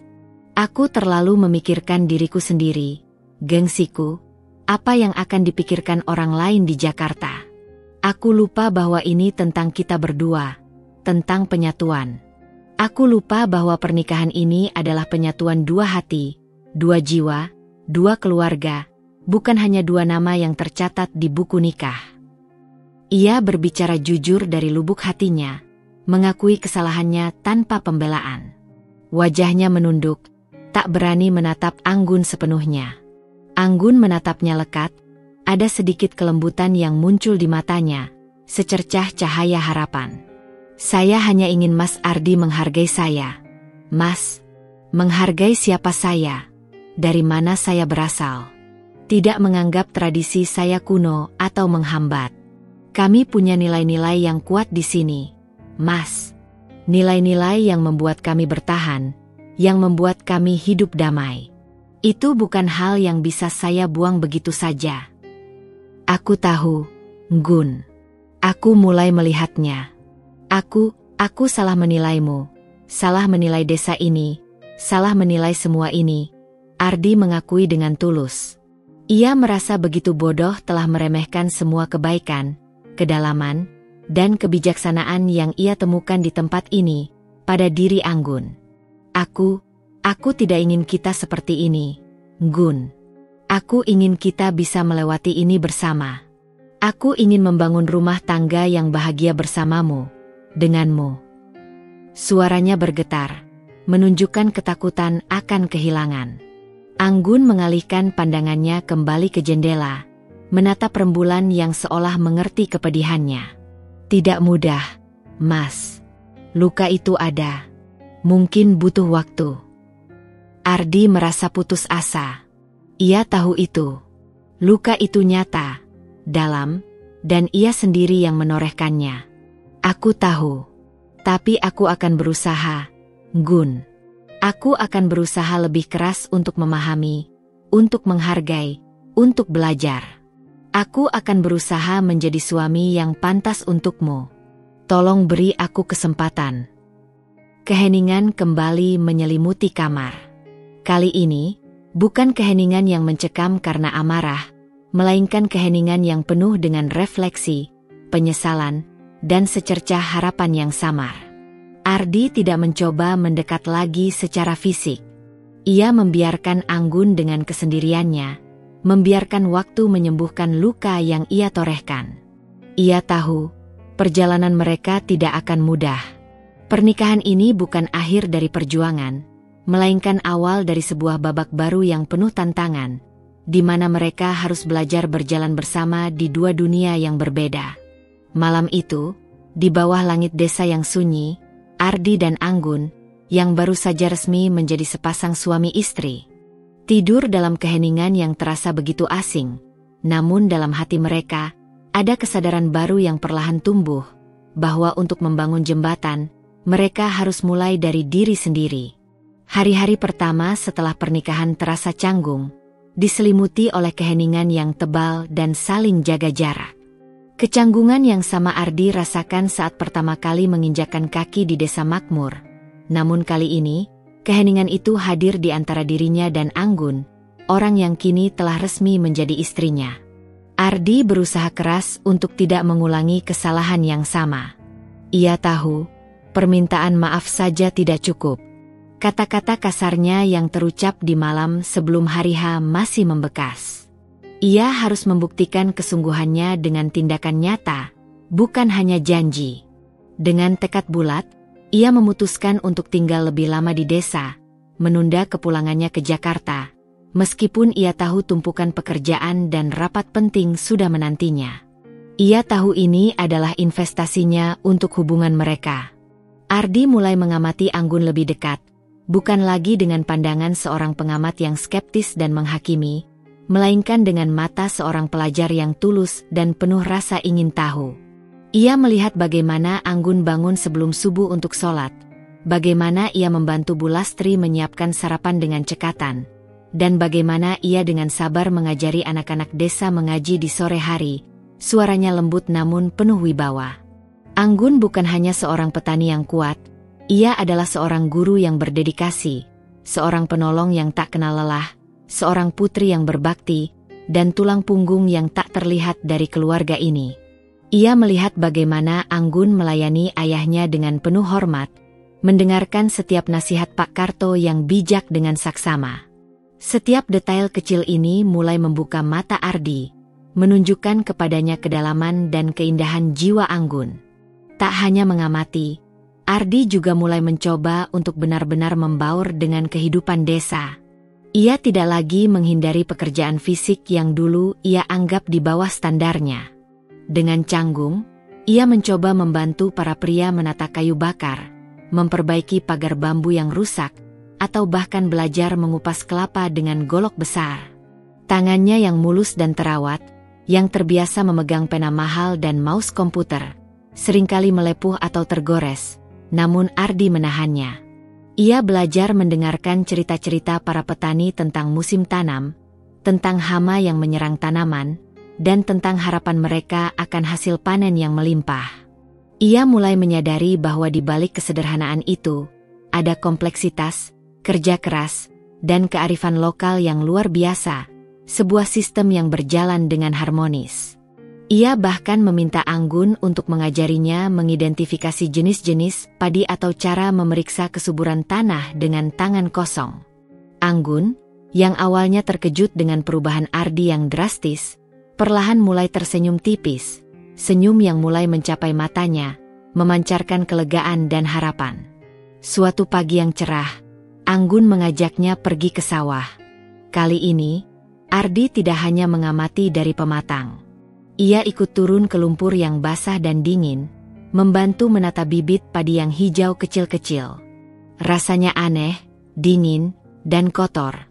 Namun ada kepuasan yang muncul saat ia melihat barisan bibit yang tertanam rapi oleh tangannya sendiri.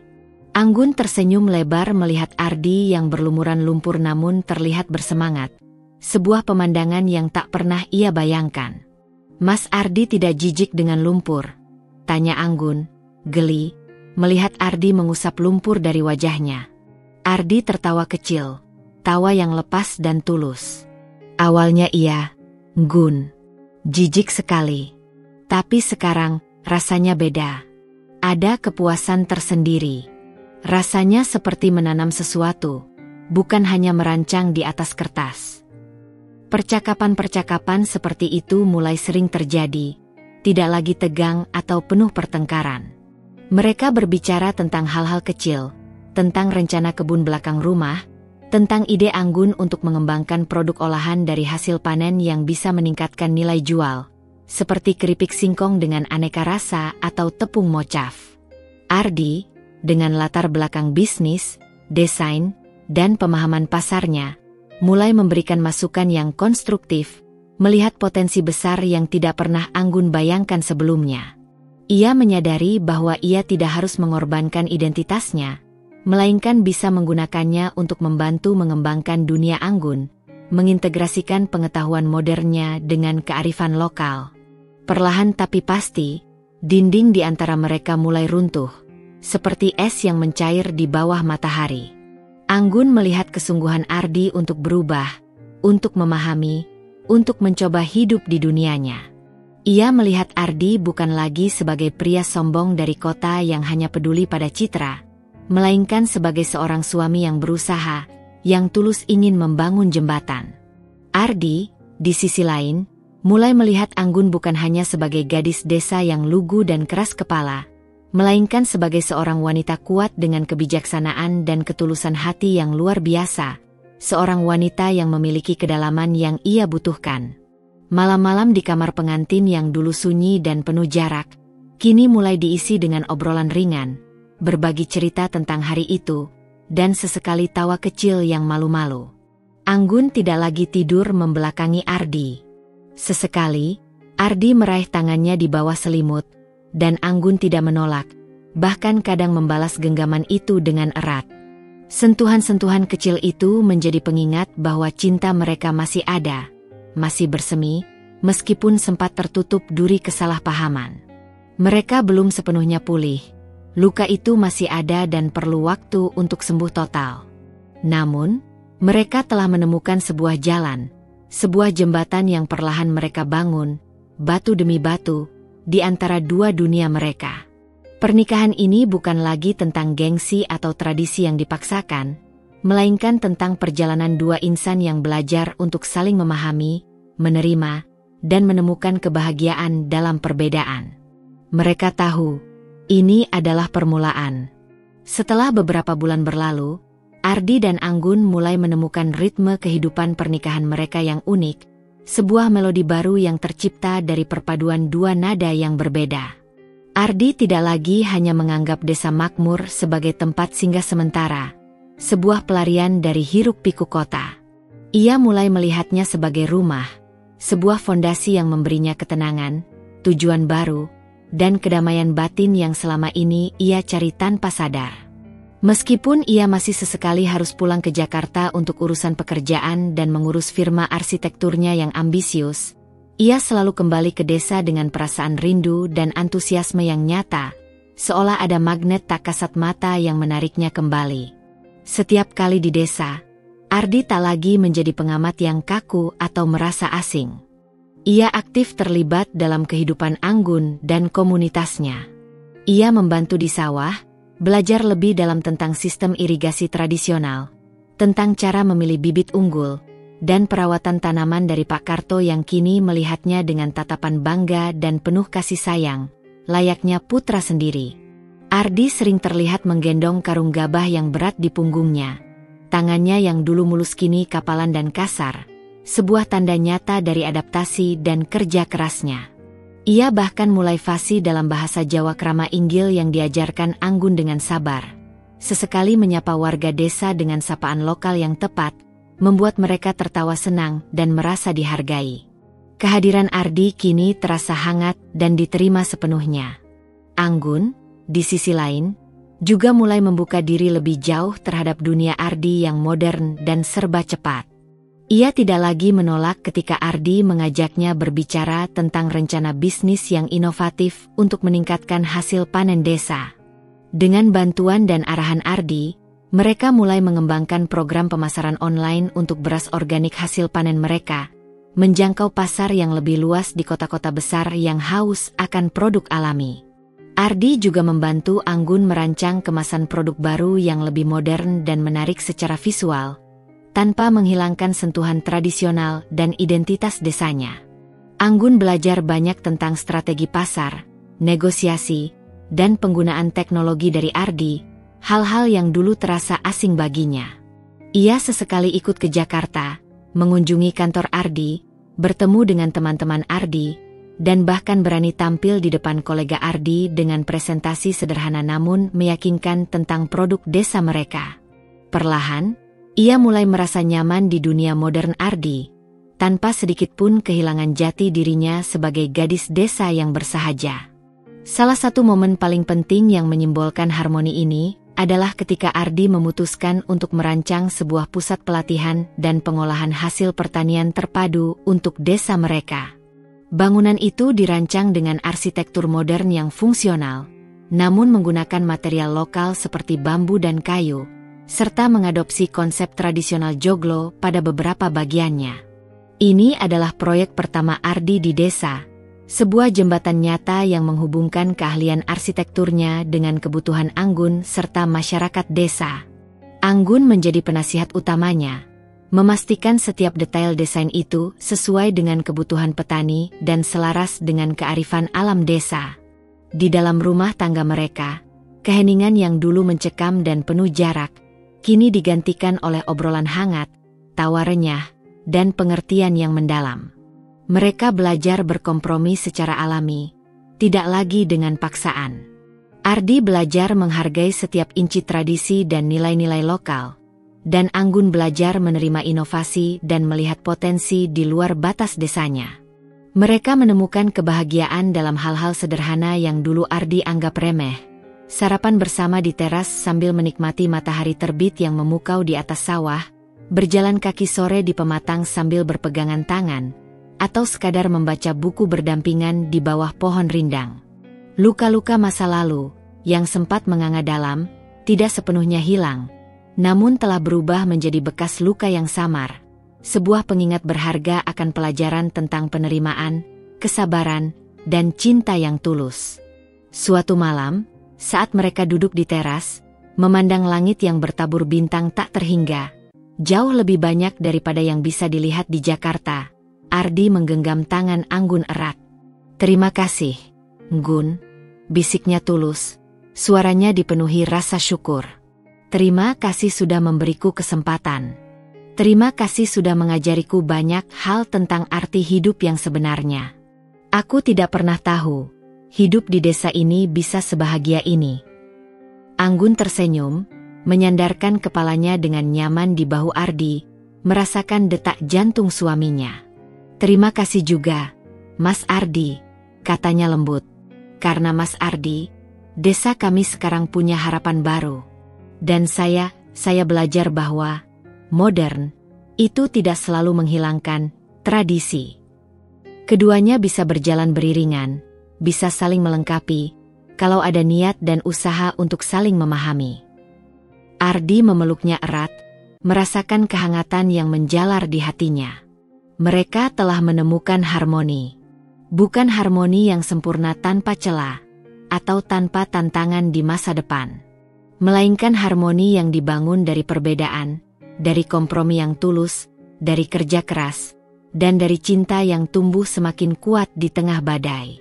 Mereka adalah bukti nyata bahwa dua dunia yang berbeda bisa bersatu, bukan dengan menghancurkan yang lain, melainkan dengan membangun jembatan saling pengertian, satu batu demi satu batu, hingga tercipta sebuah kisah cinta yang kuat, abadi, dan inspiratif, di bawah langit desa yang membentang luas, menjadi saksi bisu perjalanan mereka.